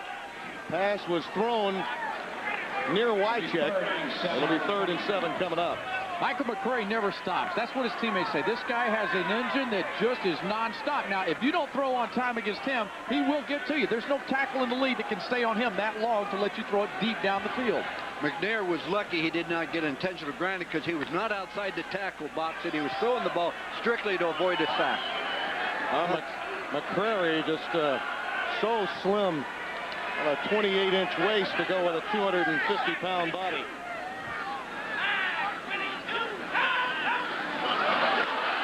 Got a little help with the cadence, did McNair, and that pass is incomplete. Definite movement from the right side of that defensive front. You see the marker down. And that last hut was the key by McNair. Offsides is the call. The best pass rushers are those that have difficulty. Defense number 58, 58. 5-yard penalty, repeat 3rd down. Peter Boulware. He's trying to get a jump. Forget what the quarterback says. Focus on the ball, move when the ball moves, and don't let anticipation replace good judgment. 3rd down and a long 2 coming up for the Oilers. Peter Boulware has been banged up a bit, the reckless abandon that he'd like to play with, sometimes not in keeping with Marvin Lewis's defensive style as defensive coordinator. The delay to George. 1st down and more. Called down at the 35-yard line. Deron Jenkins made the tackle, and Eddie's a little pumped up. Watch George with his moves. This is a draw. The Ravens are going to try to get great pass rush. Great blocking up front by Matthews and the entire group, Stepnoski. Great backs that play physical, very seldom fumble. It's the backs that get a little bit timid when they're going to get hit that have a tendency to fumble. 15 carries, 45 yards so far today.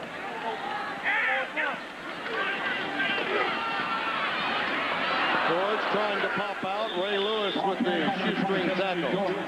Well, you touched on Bruce Matthews, 16 years in the league.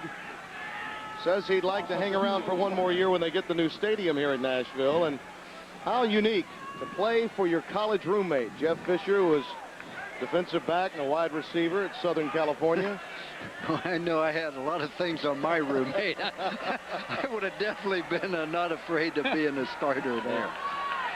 I love that hair, that 70s hair. Craig James had a little of that back in his days. You still got it. Over the middle, incomplete.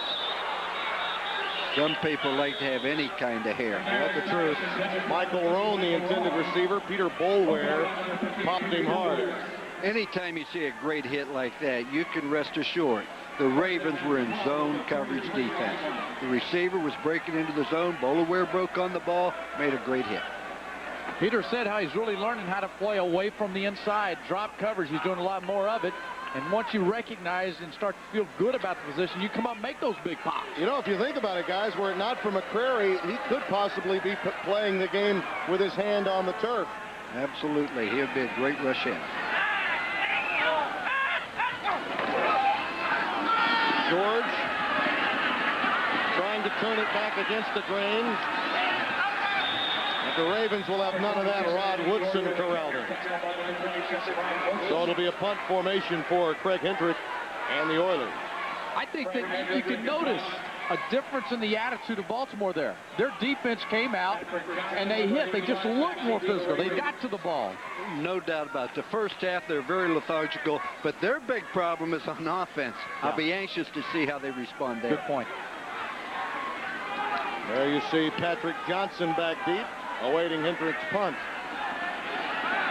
Oh, dangerous catch, but look at this. Boy, he almost cracked that contain and could have been off to the races. Number 35, Perry Phoenix.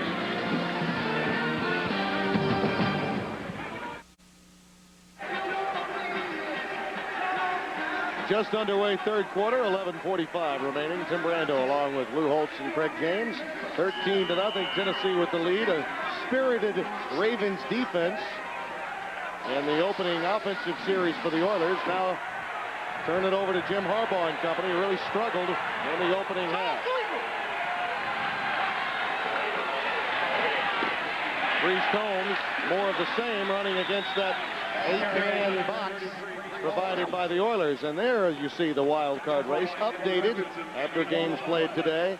Boy, how big was that win for Buffalo against Cincinnati. And you see Pittsburgh. Remember, Tennessee beat Pittsburgh both times. That would be important should they be in a tiebreaker. And the Seattle loss to New York, devastating.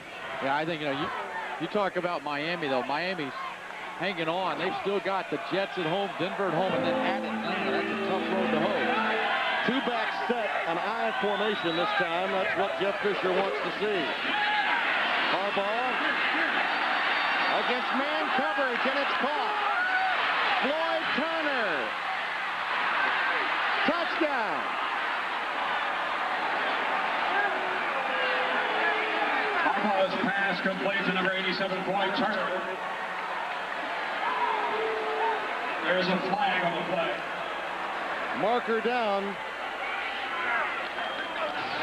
to hold everything.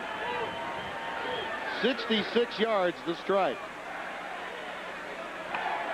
Maybe a celebration penalty. Personal foul, face mask of the defense after the touchdown. The touchdown counts. 15 yards will be assessed on the kickoff. Yeah, well, it was no celebration, no taunting, just a little problem after the touchdown when Turner was taken down in the end zone. That was a fine throw by Harbaugh. Perfectly thrown. Deep ball with a guy in his face. I am not his agent. I just respect his courage. You're just his neighbor. So be it. Just because he gives you a shot on the par fives. A big touchdown to make it 13-7 Tennessee. Welcome back to Nashville. A quick strike for Jim Harbaugh to make it 13-7. That quick, they get back in the game. So you want to be an NFL quarterback. Throw the ball with somebody in your face. Yeah, but watch what happens here. As Turner gets down, he shows he's a savvy veteran. He adjusts to the ball. He looks back. The defensive back doesn't make the adjustment in time. And that really caught him. I mean, I guarantee you, Denard Walker will remember that play for the rest of his career. So will the coaching. Yeah, you know what? You talk about careers, though, fellas. Seriously, Ted Marchibroda, well known. He's playing right now on thin thread. He is a beautiful human being. Has done a great job. Yes. Everywhere he's been. The expectations were very high, and they are disappointed in the results this year. Yeah, I know you talked to Art Modell, and he really felt that their development would be beyond where it is now. After the penalty, because of the face mask, the kickoff goes well beyond the end zone. Don't forget, coming up next Sunday, regional action with the NFL on CBS. Many of you will see Tennessee and Jacksonville, Pittsburgh against Tampa Bay at 1 Eastern time. And it all begins with the NFL Today, presented by Southwest Airlines. Jim and the gang back at the Broadcast Center in New York. That looks familiar, that place, doesn't it? Man, that looks better than our crew does up here, I guarantee you.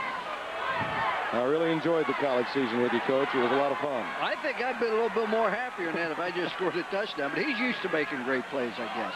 McNair, that pump fake was a tough one, particularly with McCrary bearing down on him.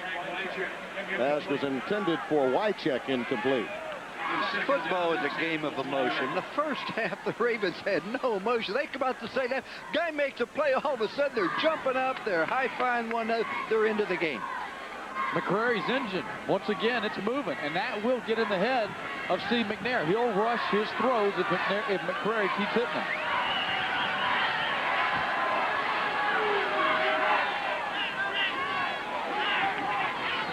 Second and 10. Well, the draw has been beneficial today, but not this time. James Jones steps in the lane to stop Eddie George. People say, why run the ball on 2nd down and 10? Because what you're hoping for is to get 3 or 4 yards. By doing that, you can then throw a shorter pass to get the first down. Football is nothing more than getting first down. 3rd and 10, as we've seen, is very difficult to get. 3rd and 5 is much easier.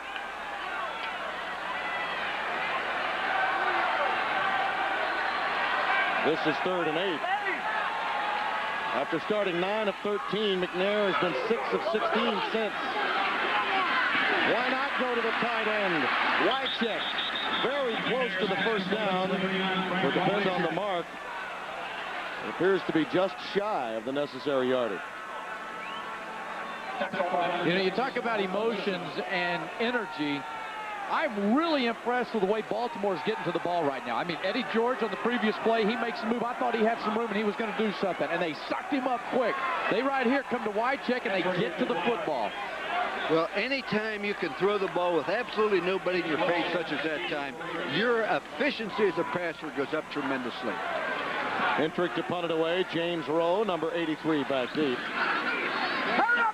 A wobbler that Rowe will allow to bounce at the 28. And Anthony Dorsett downs it right there, son of Tony, a 52-yard boot.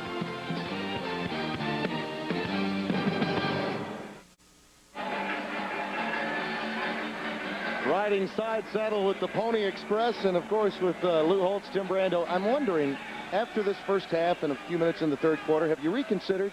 Would you possibly stay with us? Oh, I tell you what, I've just enjoyed this so much, and after I think about the challenge ahead of us, yeah, I think I would, but the problem is CBS doesn't want me, and I'm not sure South Carolina. I sure hope you don't come back. I need more airtime, man. I'm looking for some. I start talking over you and Brando.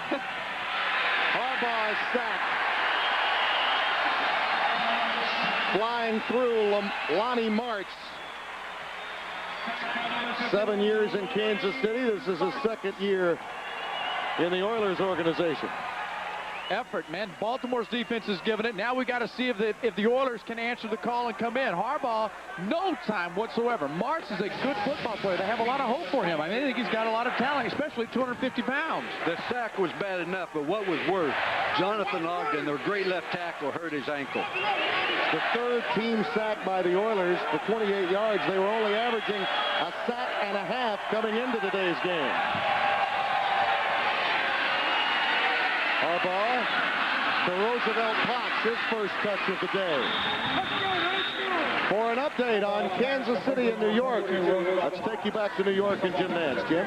All right, fellas, check it out right here. Denver going in for the lead, and Terrell Davis fumbles, and Kansas City recovers. One other update, fellas. CBS stock is now up 30%, Lou, since Friday. Let's go back to you. Stock going up as you look at the AFC West standings. Thank you, Jim. And many people thought that Kansas City had a shot, that Marty Schottenheimer could get his team motivated, even after all the problems in the last month that they've absorbed. That pass is complete to James Rowe. Shy of a first down by about a yard. Steve Jackson, the free safety, making the tackle. So a punt formation coming up.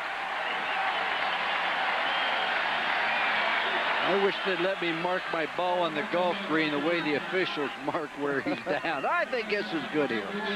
Hey, man, as a legendary coach, you're the guy who always gets the leather punch. It's all leather about 7 feet from the hole. Oh, that's good, Coach. Pick it up. Garrett Mason is back deep, calls for the fair catch, and will let it bounce inside the 20.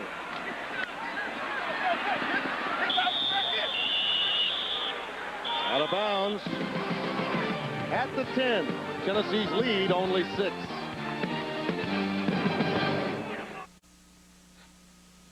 The NFL on CBS is sponsored by the NASDAQ Amex Market Group, the market of markets, and by the Remington Microscreen 3 Shaper. As darkness prevails in Music City, the Oilers lead is down to 6. They led 13-0 at halftime, surrendering a big touchdown pass at 66 yards. Harbaugh to Floyd Turner. Now from the 10-yard line, Eddie George. Bounces off Sharper. Out to the 18-yard line. There's the strength, the balance to go along with the speed, which you already know about. Stevan Moore making the tackle.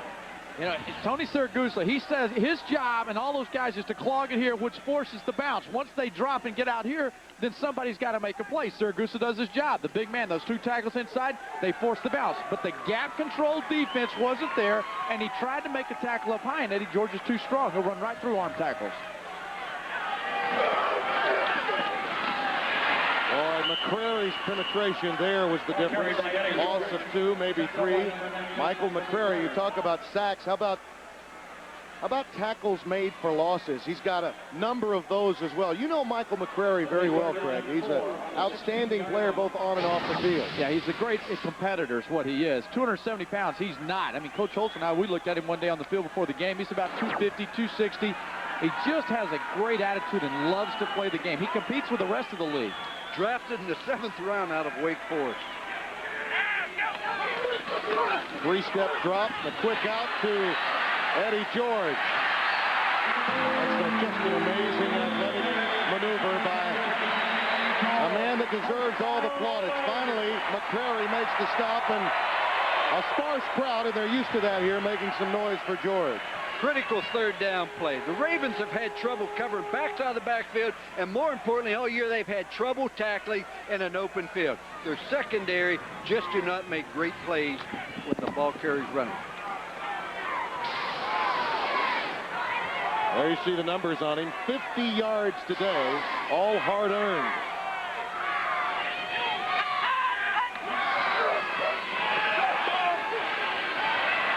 On the post, incomplete. Intended for Willie Davis. Boulware was back there, along with Stevan Moore. Monday on CBS. Have you ever been trapped on a blind date with no end in sight? That's what happens to Ted Danson in the new hit comedy Becker. Monday on CBS. I feel like I've been trapped on a blind date through the entire fall with you guys. At least you got a date. Sometimes that's the only ones you can get. That's exactly right. You're lucky. If you hadn't paid us, we wouldn't have hung around I tell you. One thing to be with you in New York, but on the road all week, particularly with a career decision being made. George, stop behind the line. Again, McCrary involved. Peter Boulware there. Another update on Kansas City, Denver. Let's go to New York and Jim Nance. Well, Timmy, check it out. Here's Rich Gannon at quarterback. Remember, Kansas City led at one time 21-7. Denver caught up with them, but now the Chiefs go back in front. Joe Horn hauls it in. 28-21. 3 minutes to go in the third. Back to you. You know, one thing that I believe Schottenheimer's done in Kansas City is he's got the attitude there. He told those guys, sit down, play hard, don't use your mouth, because they do have athletes there. It shows how good a coach he is. They wouldn't be in the position they are.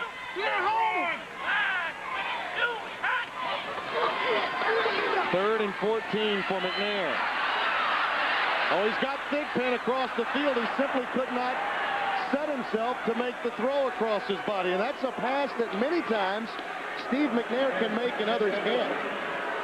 He's got a big arm, but, you know, we've seen him leave the pocket like that many times in football, and he continues to run and doesn't throw, Coach. If he can make that pass, he has an S on his chest and came directly from Krypton. That's impossible to run and throw that far back across your body. He's one of the very few that can make it. That time, simply not enough heat. You see Rowe. He's standing just inside the Ravens 40.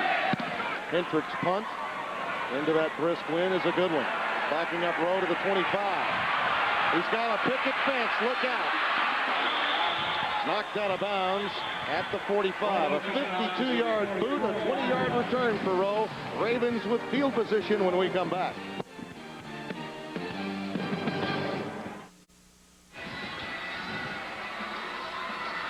Tennessee leads it 13-7 with 4:23 remaining in the third quarter. Monday on CBS, David Alan Grier guest stars on Cosby. Then Kevin James and Jerry Stiller star in King of Queens, followed by an all-new episode of Monday night's #1 comedy, Everybody Loves Raymond. And the show critics are calling the best new comedy of the year, Becker, starring Ted Danson, followed by an all-new L.A. Doctors, Monday on CBS. First and 10 Ravens from their 44. A pump fake and then a move. Rowe is down there.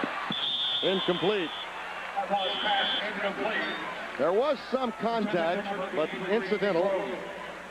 Well defended by Darrell Lewis. Second round pick in '91 by the Oilers. Well, he was double covered, and you wonder why did Jim Harbaugh throw into double coverage? Because he was the only receiver. They kept everybody else in order to give him maximum protection. Floyd Turner, who had the touchdown reception from Harbaugh in man coverage against Denard Walker. Now flanked to the top of the screen. Priest Holmes. It's over! Up to the 50-yard line. Joe Bowden is there. Well, you wonder after the big strike, can they get Priest Holmes involved running the football? He does have a couple of catches today, but very few opportunities running the football. Last check, he was 8 carries for 13 yards. I've not known very many running backs who can get into the feel and flow of a game, and offensive line that can get in the feel of a game on 8 carries. You've got to push it. Give the guy the ball. But you've got to make first downs before you get that many opportunities. Time of possession's killing Baltimore.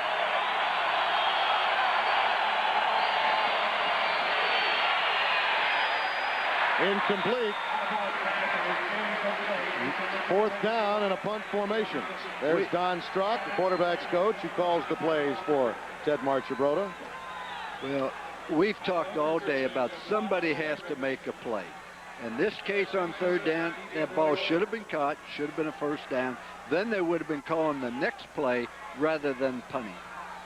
Well, that's a genius.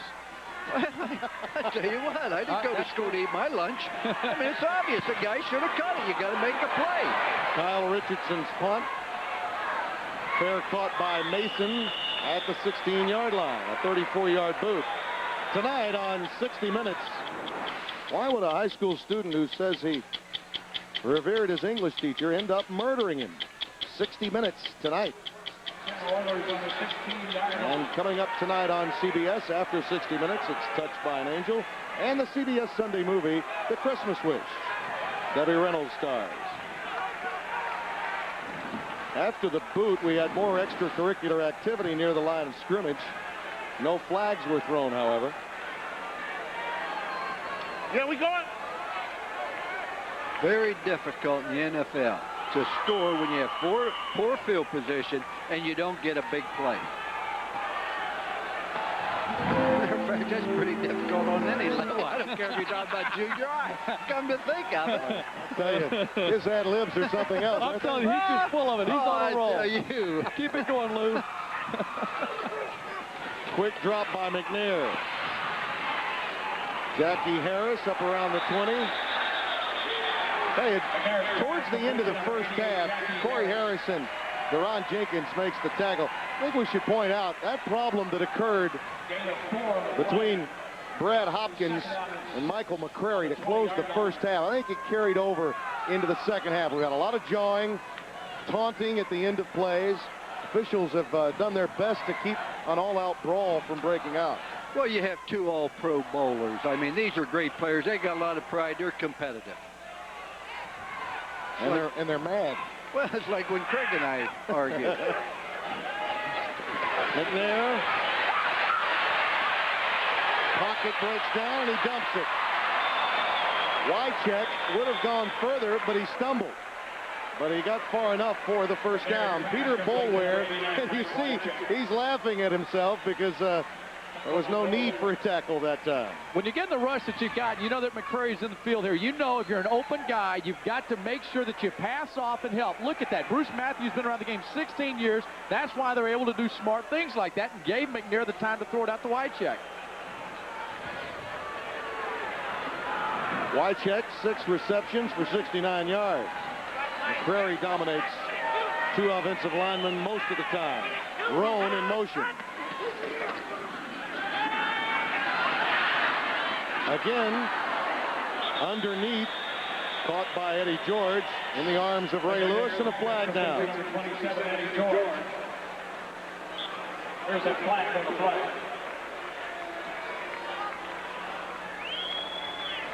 It should be holding.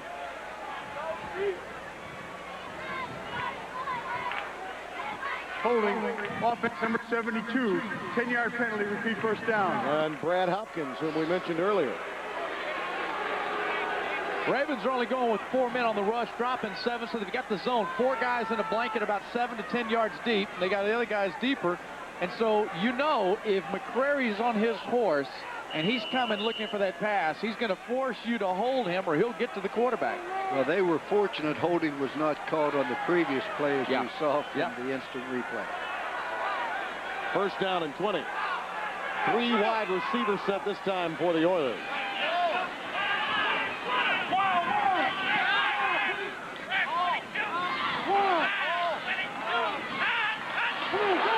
Saragusa may be whistled this time on the cadence again. George is ushered out of bounds by Woodson. And Tony Saragusa jumped.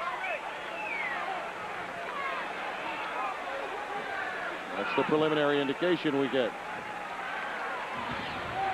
Talking to Saragusa, he said, I tie up all the linemen so McCrary can get the sack. But he has been around the league for about 10 years. He's smart. He thought he could get the job. Number 98, 5-yard penalty. I thought it was interesting how he responded to the Bruce Matthews question you brought up, Craig. Yeah, he said he puts tape on the shoulder pad so that it sticks real tight. He said because Matthews is well, I can't say it. He's a guy that holds you a lot, and he puts Vaseline on his back. I mean, he tries to do everything he can so he can hold it. But he also said, Saragusa, that he prides himself in knowing snap counts, and he messed himself around and his team around by guessing then. Yeah, and he didn't think Jim Nance was Chef Paul either. No, he didn't think he was real tough with that turkey either. Quick pitch to Tony George. Eddie George gets it up to the 29. And we've got well, again, problems. We touched on it moments ago, and here it is. An all-out brawl. Stepnoski involved. Rob Burnett is involved. Eddie George picked up about 5 yards, but this has been brewing ever since the end of the first half with the takedown by Hopkins. Okay, now, I'm going to tell you something. They've got to really do something as officials here because it will get out of control in a heartbeat. They threw McCray to the ground early, as you're mentioning there.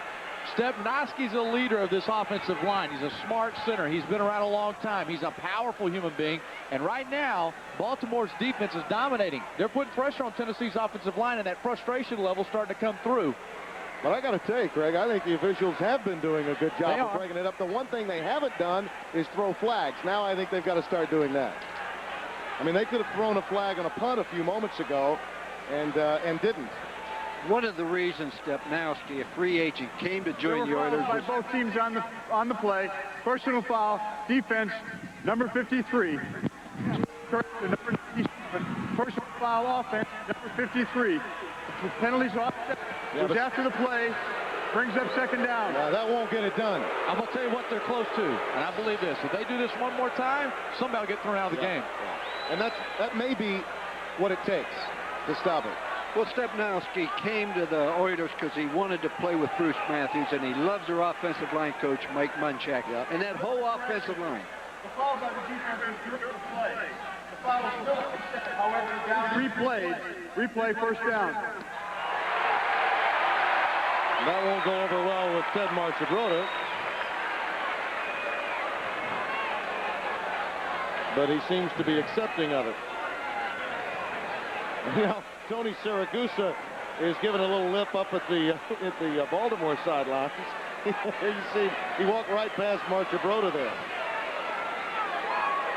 When Coach Marchibroda shows that much emotion, you know he's upset, but he's a perfect gentleman. And I must say this, Coach Fisher's the most impressive person as well. Yeah. Spent all of those years under Buddy Ryan.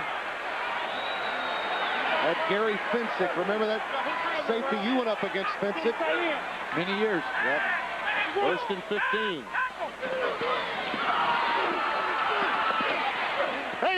Not much room. George up to about the 20-yard line. Rob Burnett, the defensive end, makes the tackle. Baltimore has come out in the second half with that one big offensive play to Floyd Turner, and their defense has turned it up since the opening bell of the second half.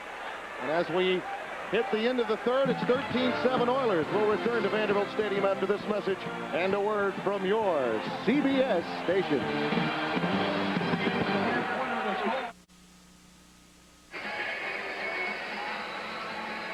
Our score 13-7 Tennessee as we open the fourth quarter. Let's take a look at the ones that got away from Tennessee. So many close calls. San Diego, Chicago, and of course Seattle last week. And again, one of the reasons, though they've been dominant, Lou, they've had some difficulty in getting 6. They've had to settle for 3 too often. Well, they have dominated the football game, but they haven't made the yardage translate into points. Right. And you're just one play away from being behind. See, that's how you stay in the league as long as Bruce Matthews, right? Well, that's Scott Sanderson. He's just trying to stay warm in case one of those guys get thrown out of the game. He can go in there and help them out. Scott Sanderson, I beg your pardon, not Bruce Matthews, 73. It was the tape on the jersey that got me. 3-step drop over the middle and complete to the 29-yard line.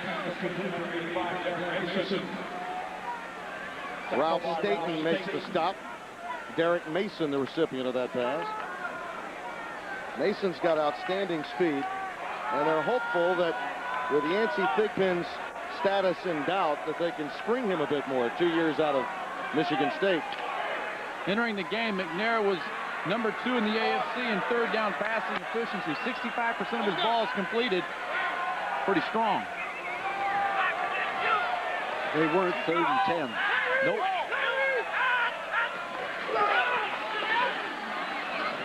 Setting up for the screen, and what a remarkable catch. Boy, Wycheck, outstanding hands, reeling that one in with one arm. He simply cradled it. James Jones and Ray Lewis, numbers 97 and 52 respectively, collaborate. This is a drop-off here. Tremendous catch. Great effort. But what I want you to see is number 74. Been in the league so long, downfield, given the extra effort. That's why he's been All-Pro for 10 times, 10 different times. Wycheck today, guys, 7 catches for 74 yards. Hendricks boot with the win. Rowe, James Rowe, with flags all over the field. He's down at the 29-yard line. A 52-yard punt and a 14-yard return. We'll check the markers. This penalty, I think, is going to be because the coverage team left the line of scrimmage before the ball was kicked, which is a 5-yard penalty against the Oilers. May be declined, though. Anthony Dorsett, mentioned his name earlier, 3 years out of Pitt, and son of Tony Dorsett down there to make the tackle.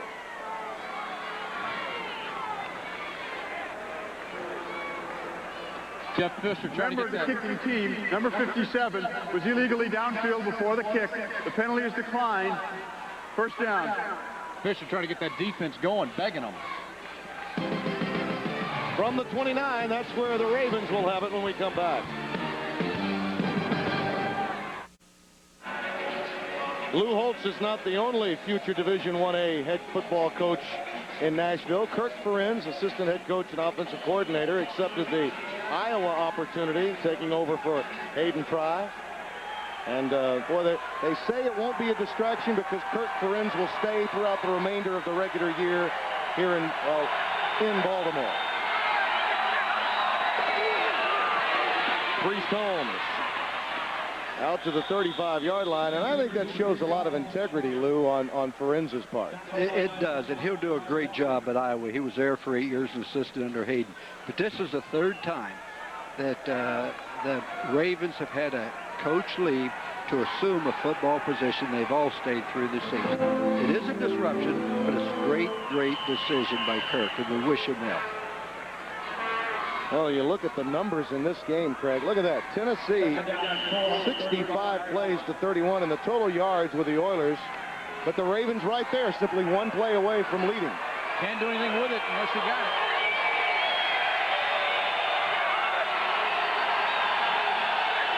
Second down and 4. Hey, it's out. That's a first down for Holmes. Now suddenly they're getting the running game on track. The 8th man in that defense, who usually fills the running lane, missed it. Priest Holmes went to the middle of the field. He's got good vision. It's hard to do it. It's hard to run against that defense, and especially if you don't get a man on the strong safety.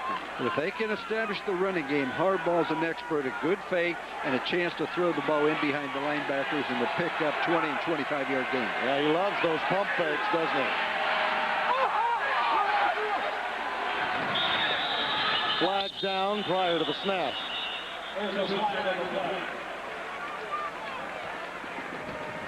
Before the snap, ball start, offense number 87, 5-yard penalty, it's still first down. That's against Floyd Turner. Raymond's brother just moved into a swinging bachelor pad, and guess who is green with envy? Ray Romano stars in an all-new episode of Monday night's #1 comedy, Everybody Loves Raymond, Monday on CBS. Floyd Turner had the touchdown earlier, 66 yards. Guilty that time of the infraction. First down, 15. Holmes. Oh, look at the speed. And a flag comes down near the line of scrimmage as Marcus Robertson hauls him down near the 45-yard line. And it's going to be another holding penalty. It is very conducive to holding when you run a slant play because the offensive lineman cannot maintain the block. Holding, offense number 60, 5-yard penalty, repeat first down. We're going to see at the end zone here how he comes at an angle. He's going to be coming in this direction right here. They come off at the angle. Going to see right here. As we come off, notice how he loses leverage, and to keep him from going, they hold. Nice run, but a difficult play to keep your block long. Don't have to keep it very long with Priest Holmes. Yeah. He's quick. He really is. You raised a very interesting point about Holmes. He's got fresh legs because of the time he spent on the bench at Texas. I wonder if that's a question on Ricky Williams when he does come into the National Football League. Well, Ricky's got a lot of hits on him. First down, 25. Here comes the blitz. Harbaugh in trouble.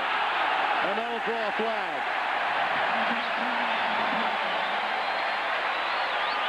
And the reason it draws an intentional grounding flag.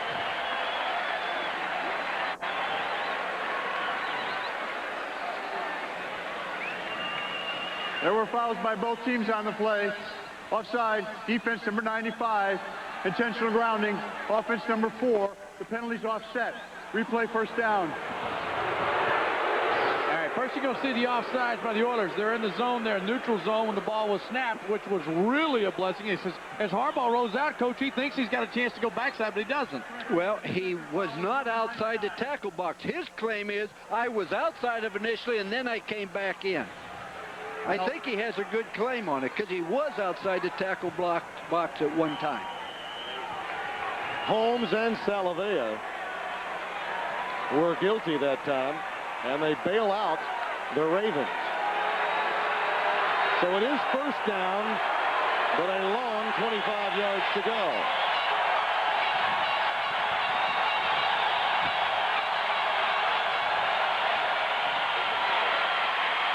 Harbaugh on the fly for Patrick Johnson. Picking on Denard Walker again, who was the defender on the touchdown pass of 66 yards to Floyd Turner. The problem with the receiver, he does a nice job of getting inside Johnson, but with the wind, he does not make a great adjustment to the ball. Plus, I must say this, that Walker had a little bit of contact, but it was incidental. Hard to adjust to the ball on a deep pass into the wind. Well, we haven't had a controversial interference penalty today. That's because we haven't had one. Harbaugh steps up. This is what Lou Holtz loves about him. About 6 yards. They're going nuts wanting a penalty as Harbaugh was nailed after a 9-yard gain by Joe Bowden. This will only make it worse as the emotions of this game continue to rise. Bowden, you know, we said he wasn't a big guy. He's really not. 220, 225 maybe. They're pleading over there that he hit him out of bounds. I have never seen Ted Marchibroda look like this. Well, I think he has good justification.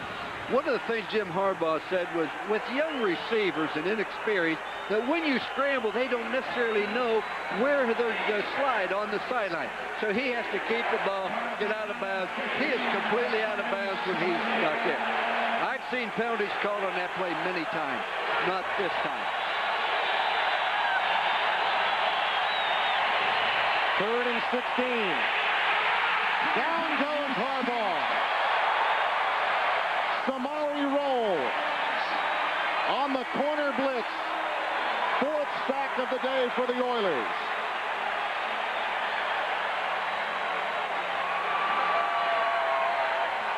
On the previous play, the Oilers rushed 3, dropped 1 into a zone blitz. This time they come with a blitz from the inside. They bring 6 people, and that confused Harbaugh. It also confused the offensive line.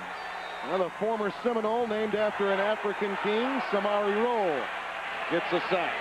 Kyle Richardson to punt it away. Derek Mason at the 30, and he negotiates to the 32, and again, more of the same along the sidelines. And this is a direct result of not throwing the flag earlier.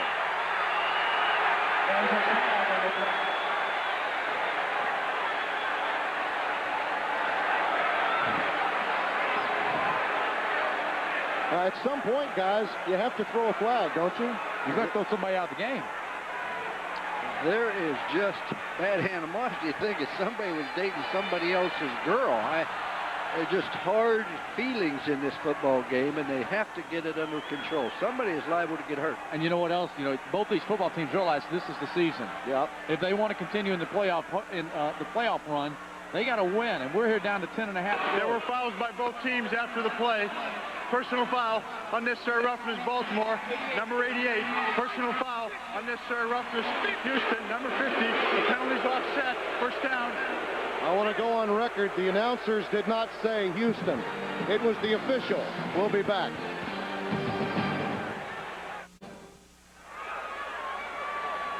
We are back at Vanderbilt Stadium in Nashville, Tennessee, where the Oilers, in an emotional game, lead by 6.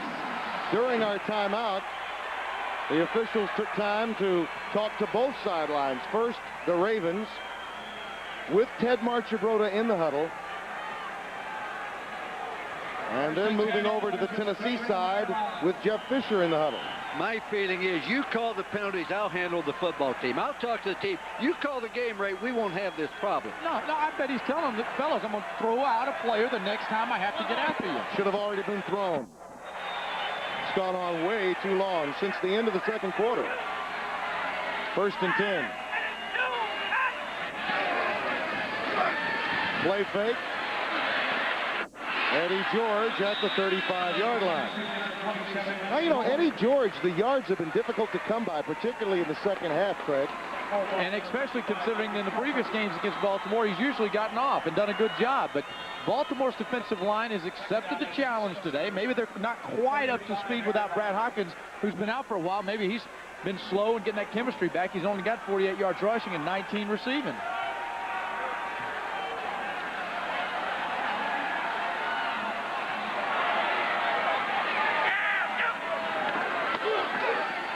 George pops outside. This should help. 1st down. And a late flag again on a takedown by Hopkins. The tackle again, who was involved in that first fray at the end of the 1st half with McNair, number 72. The flag back at the line of scrimmage. It's the same thing that happened to the Ravens. You're running outside. Offense number 72, 10-yard penalty, repeat 2nd down. You're running an angle. You're going to see on the replay as they come at the angle. When he breaks outside, it's only natural that you try to maintain contact with the defenders. We see it right here. Here comes George right here. He's in perfect position. George's going to cut up inside. Then as he breaks outside, you just don't want to let go of the defender. And there's the penalty. For those of you expecting to see 60 Minutes, you are watching the NFL on CBS in the game between the Baltimore Ravens and the Tennessee Oilers. Tim Brando along with Lou Holtz and Craig James. Our score 13-7. Tennessee with the lead. 60 Minutes will be seen in its entirety immediately following this game, except on the West Coast and the Mountain Time Zone. And Eddie George obviously injured and sitting again. He was injured earlier in the first half.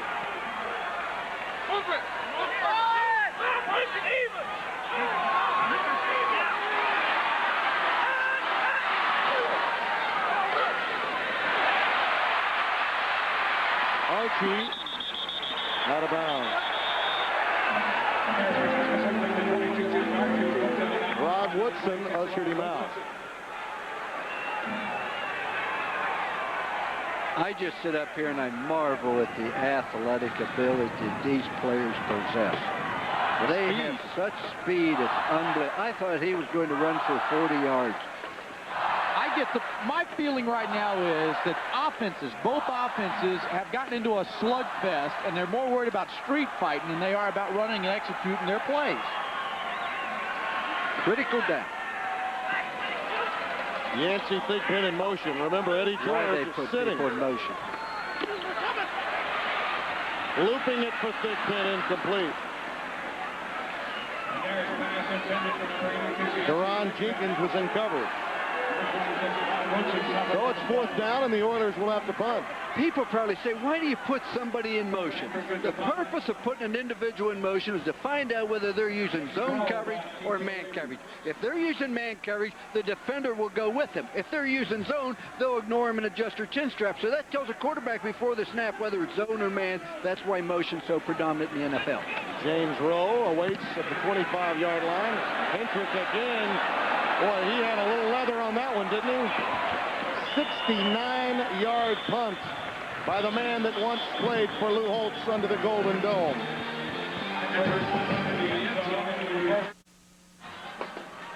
Oilers lead it 13-7. The question for my partners here, Craig, I'll start with you. What does Baltimore have to do to get it offensively done here? In the last matchup they had, Baltimore, when they were in 2 wide receivers, really struggled in the football game. They got to go 3 wide receivers, and I think, Coach, they need to work the middle of the field and not do the little out patterns that they're running. Go to the middle of the football field. I agree. They need to get the middle, but they have to just be more consistent in their pass protection. Well, that's a first. You guys agree? 1st and 10. Play fake for Harbaugh. Oh, my.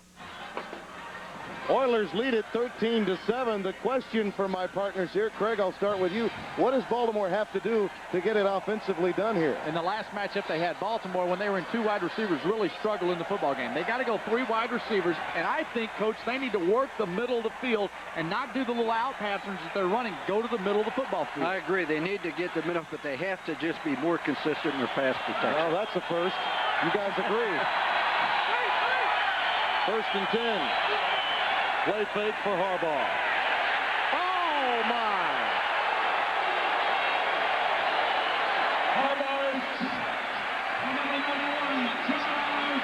The first to get there, Josh Evans, number 91. Hey, you know what? And before you can go to the middle of the field, you got to pass protect, don't you? I mean, the Oilers are not known. Their weakness is their defensive line. Ogden gets his legs hit from behind, hurts himself. And you know what? This is the kind of defensive output they needed to have. And they've effectively taken Harbaugh, at least for the moment, it appears, out of the game. Which means Eric Zier will be called upon.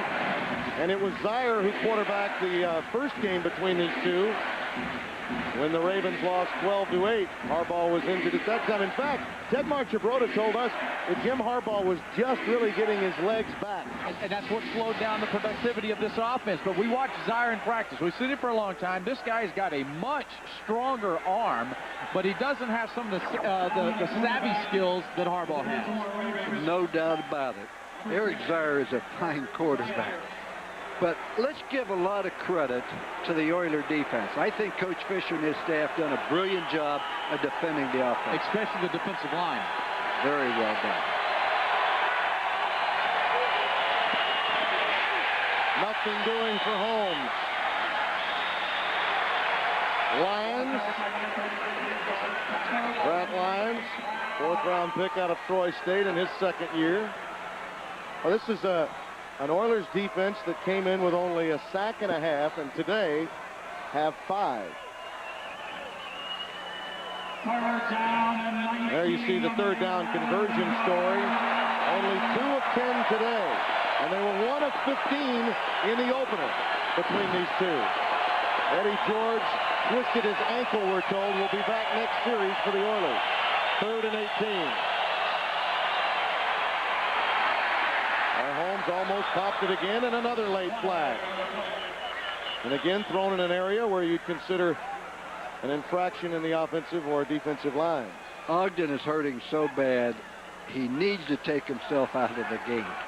I don't believe that the Ravens have a chance in this football game unless their defense steps up, gets a turnover, makes a play, and gives them better field position. There were fouls by both teams on the play. Holding, offense number 60, tripping, defense number 98. The penalty's offset. Repeat 3rd down. That's at least 3 offsetting penalties that we've had in the second half. 3rd down 18, 7:35 remaining. Again, what's at stake?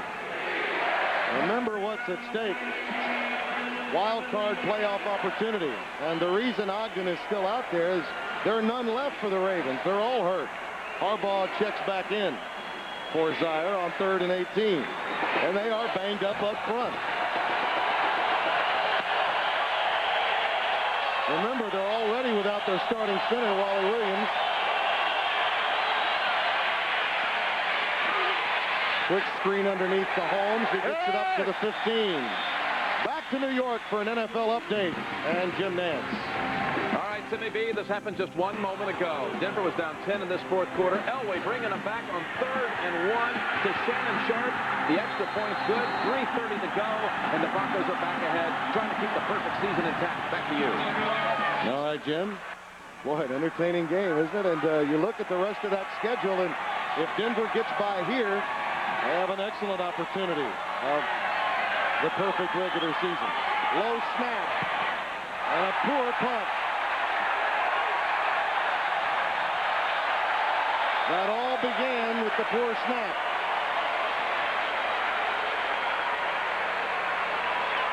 So the Oilers will have outstanding field position. 21-yard boot after the bad snap to Kyle Richardson.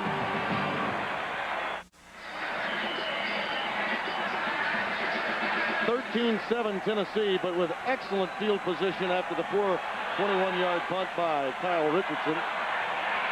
Leading by 6. Even a field goal would be devastating to the Ravens, were the Oilers to get one here. McNair on the crossing pattern to Willie Davis. First down, Oilers of the 25.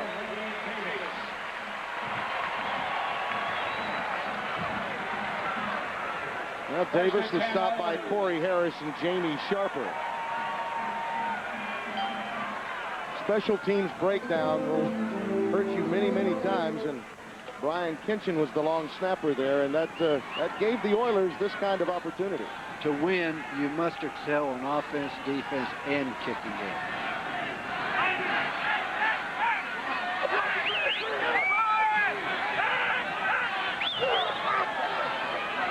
George, nothing doing this time.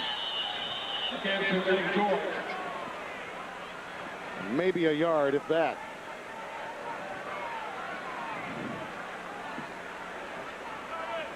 And the clock continues to tick.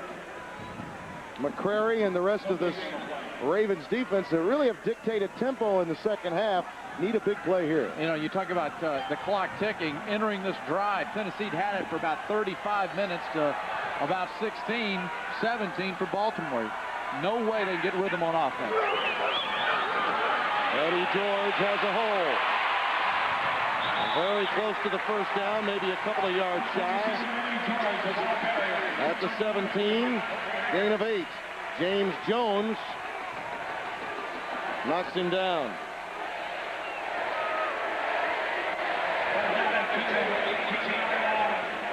Time now for that Oilers line to kind of grind them out. Eddie George, this is his specialty. Tackle to tackle, take the enthusiasm out of the Baltimore defense, a defense that really has played good today. This defense at Baltimore showed up. They just couldn't do anything on offense. Well, Jeff Fisher saw a lead get away late against Seattle last week.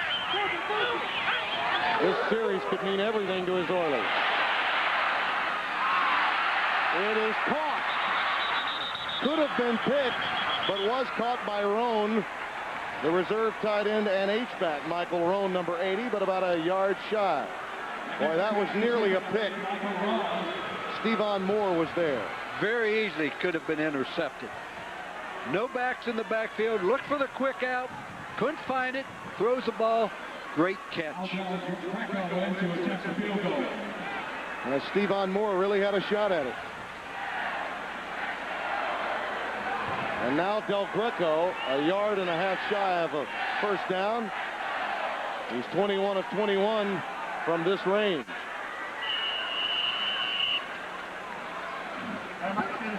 And a timeout taken by the Oilers.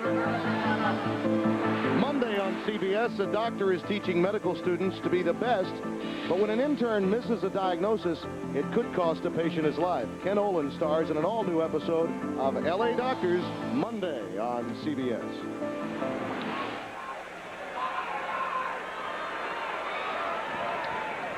So many times, guys, it comes down to special teams, and El Del Greco has been perfect, and 3 is really all you need in this situation. One special teams breakdown turns into a special teams opportunity for a team that really specializes in that area. I was watching him kick, and I was just amazed how consistent. I said, how do you get it? And he explained the same way he does the golf ball. He said, you want the leg to stay on the arc, etc. I was impressed. I'll set it down at the 24. Hendrick will hold.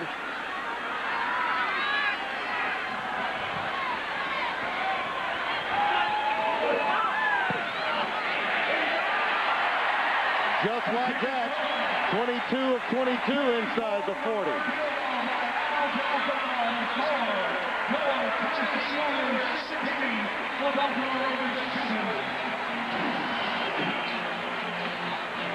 So the Oilers lead it by 9 with 3:34 to play. Now, Del Greco, it's one thing to have a kicker who you really don't depend on, but it's another one when you know, as a head coach, you got 3 points coming your way. He's totally confident in all phases of his team, and Mark Broda knows his season's probably slipping away from him.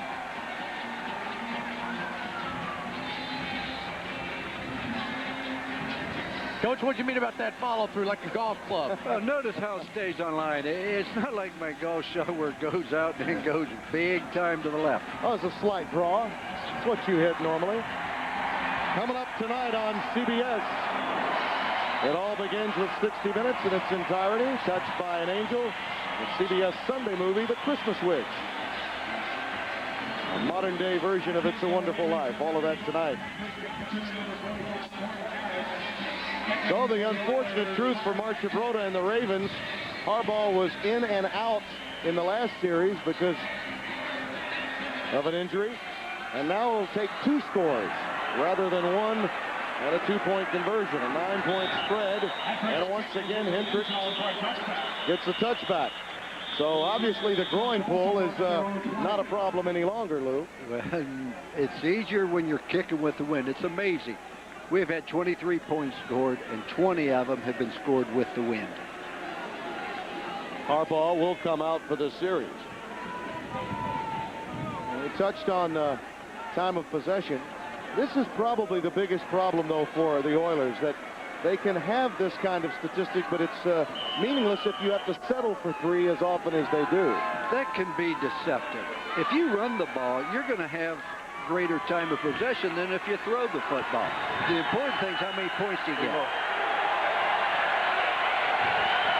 First down 10 from the 20.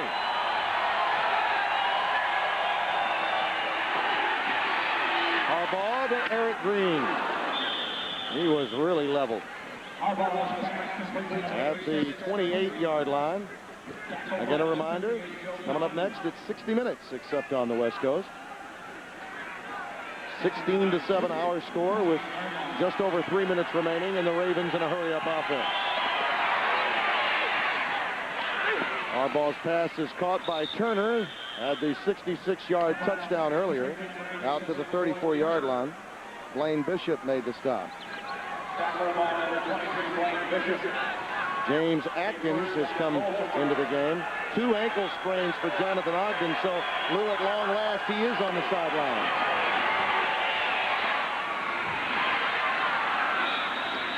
Pass caught by Green again. His 4th catch of the day out to the 42-yard line. If you don't have a great deal of speed at wide receiver, you're better off to bring your receivers in tighter where you can run picks and do a variety of things along that line than have them spread wide out. Yeah, and Marchie Broda admitted to us that the Oilers are a quicker football team than his. Over the middle again. Floyd Turner stays on his feet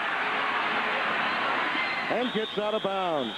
Now marking down at the 41-yard line. Very smart. A veteran receiver. You know, go to the middle of the field. That's what I said we needed to do. Didn't you? Go to the middle of it. Floyd Turner is a very intelligent receiver. And not only that, he shows he's real savvy by getting out of bounds. Catch the ball, get up the field, get what you can. Giving it everything that he has. 3 receptions on the day for 89 yards, but he gets out of bounds before the 2-minute warning, and in effect gives him another timeout. Well, I tell you, with the loss of Jermaine Lewis and Michael Jackson, they've really needed him today. Absolutely. One more play before the 2-minute warning. Harbaugh sacked. Number 6 on the day. Samari rolls second.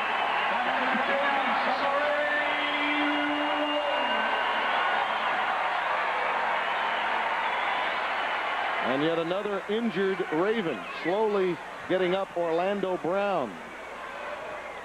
Brown, the outstanding right tackle, 6-year free agent out of South Carolina State, is actually bigger than Jonathan Ogden. The Ravens are in purple jerseys and headgear, and they're black and blue today. Tennessee by 9, and this is what can happen when your offensive line's depleted. In order to pass protect, you must make sure that you stay with your tails back to the quarterback. See right here, they get turned, they get twisted, stop. Second down and long. 2 minutes left in our game. Harbaugh buying some time out of the pocket. Looking for James Rowe. Great adjustment. First down, Ravens at the 20-yard line of the Oilers. A superb ad-lib job by Harbaugh. You know, normally the team that really knows how to adjust on a scramble is going to be the Oilers, but you're going to see here, once he breaks down and once he has to go around, you're going to find out Turner upside. Now, does an excellent job of Turner and Rowe working together. The receiver, he comes back to the field and then goes deep back again. That's an excellent job of the receiver getting to where there's a throwing lane. Excellent job of James Rowe. Harbaugh to the end zone. Touchdown, Turner.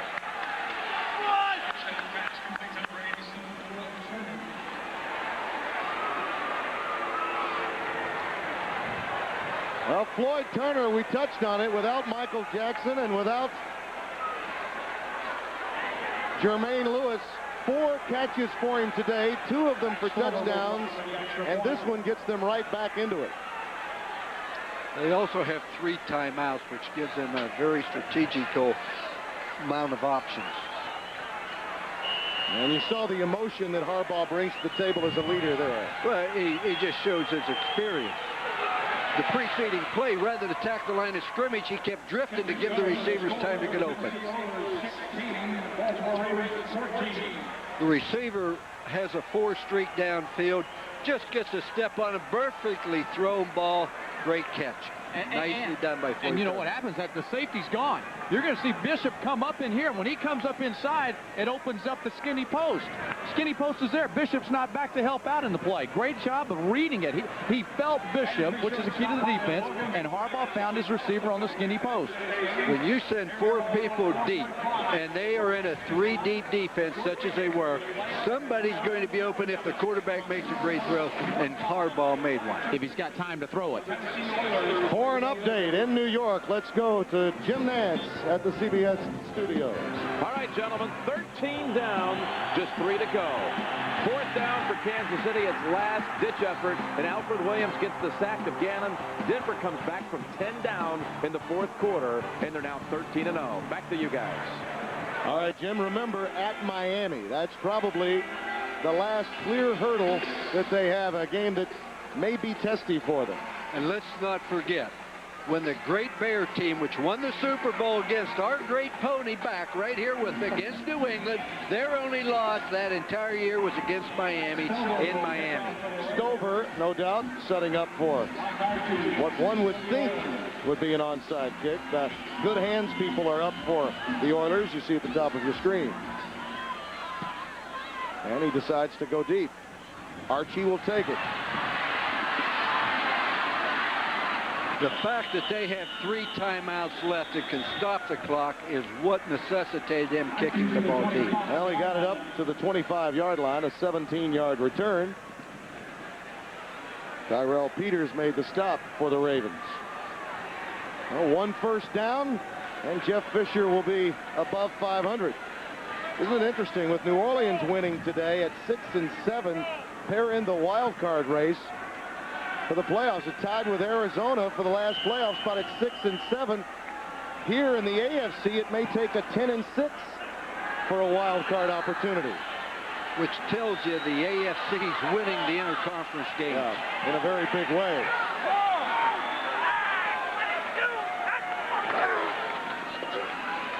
George is when you count on a player of his caliber up to the 29-yard line, and the timeout taken. And another Raven slow in getting up. So the timeout taken with 2 remaining for the Ravens, and it's McNair that's not getting up. Well, what a devastating loss that would be. Absolutely. What a great player, a great competitor he is. Mike's had a bum knee where he's been running around and trying to protect it and practice and getting ready for games. But McNair, when you go to the football as hard as he goes to the football, things are going to happen to you. You know, he's getting over there. Looks like his leg just maybe got twisted up. Another side. Hard to see there. Now, you know, he's had a bad knee, as you mentioned, for some time. And with the speed that he brings to the table, you wonder about, not only is he durable, but Lou, this is a guy that always seemingly comes back, and you wonder sometimes at 240 pounds, playing a down lineman position in the NFL, just how resilient can one be? But as you saw there, he has such great leverage. It doesn't matter how heavy you are. It's how strong you are, and if you can get your hands under the blocker's pad, such as he did there, you can control a 320-pound offensive lineman. Because you get to them before their leverage gets to you, right? Low man wins, and if you have leverage, you'll usually play much stronger. He was ready to stay in, but with the timeout, he'll have to leave for 1 play and then return. Let's not forget that AstroTurf can be very, very difficult on your leg when you fall. And when I was in Notre Dame, we played on this field, and this is a very hard field, and will be replaced with grass, I understand, next year. We should mention that the stadium would be their 4th home, the new stadium here in Nashville, their 4th home in as many years. And the PSLs that have been sold would be twice the number that we have at Vanderbilt Stadium today. So it'll be perhaps more the social thing to do here in Tennessee, going to what would be a Titans game next year, an Oilers game this year. George off the right side. Up to the 30. And another NFL update from our partner, Jim Nance in New York. Jim? Timmy B, thank you. Lou Holtz, one last update from Studio 43. This is a touchdown pass to your Heisman Trophy winner, Tim Brown. It's not going to be enough. Miami's going to win, but on behalf of all of us here in New York, good luck. Thank you, Lou, and we're going to miss you. Back to you. Thank you, Jim. It was a pleasure to work with you. And I just want everybody to know, now that I'm off the payroll of CBS, I cannot think of a finer organization to work for than CBS.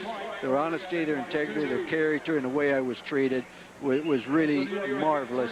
And I could never say enough good, positive things about you sincerely and honestly. Lou, I really, as your partner for 2 years, have enjoyed it. I've seen you grow as a broadcaster, the amount of energy you put into it, but the fun that you bring to the set. If you take that same enthusiasm to recruiting, you're going to be successful. Well, you talk about winning football games. Players enjoy other players having fun, and that's what we've had all year. Lou, it's been a pleasure. I echo Jim Nance's sentiment and my partner, Craig James. 3rd down and 6.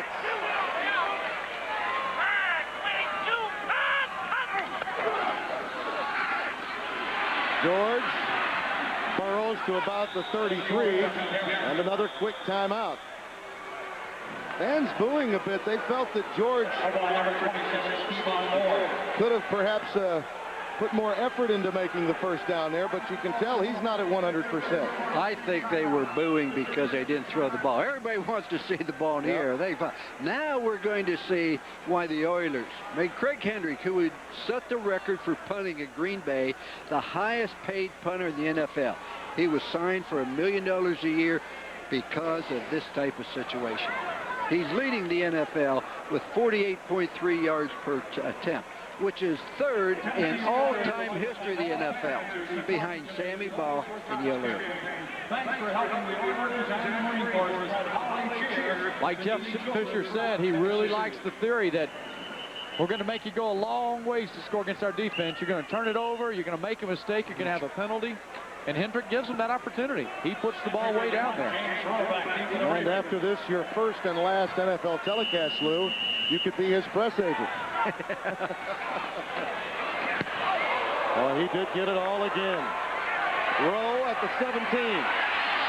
Spun down right there.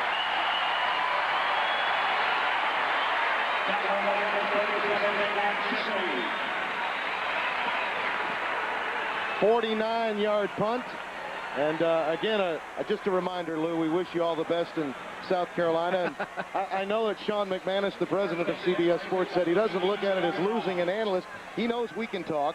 But the SEC, which is on CBS, will have a great coach in its league, and we look forward to watching it. Well, the SEC's glad to have a pigeon in there. To replace me, CBS will lay off 3 people, I'm sure. It has been a fun time. I will tell you, this was a lot harder than it looked. You do all that preparation, but all of a sudden everybody tells you, you got to be quiet. Go to this, go to that. Hey, if they just let you talk and say, don't worry about what happens in the game, express your point of view, I could be easy. You know what's funny is if you watch this up there, we're all up here doing this deal. Let me say something. Oh, feel like I've been posted up all day. Harbaugh complete. Priest Holmes at the 25-yard line.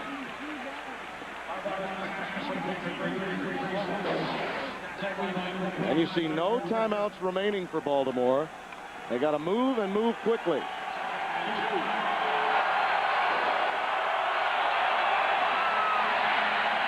Harbaugh on the fly, looking for Turner. Intercepted! Intercepted by the Oilers on the tip.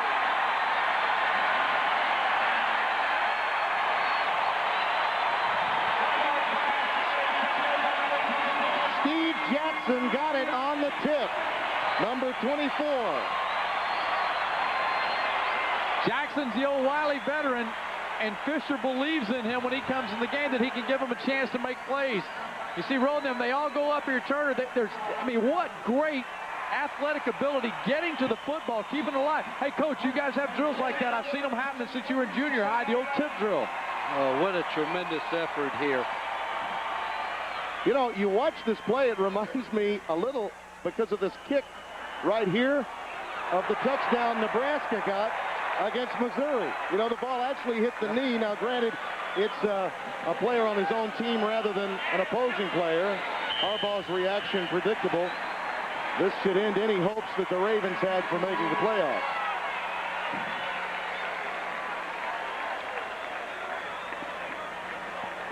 Typical NFL game. Very bitterly contested, very close, excellent athletes. Just a few inches separate victory from defeat. And the Tennessee Oilers move to 7-6. An emotional second half, and Marcia Broda's team falls short in large measure because of all of the injuries and the sacks. 5 of them today for the Oilers. They were last in the league coming into that category. That's the difference. The defensive line got after him. Now they got to get ready for Jacksonville. So for Lou Holtz.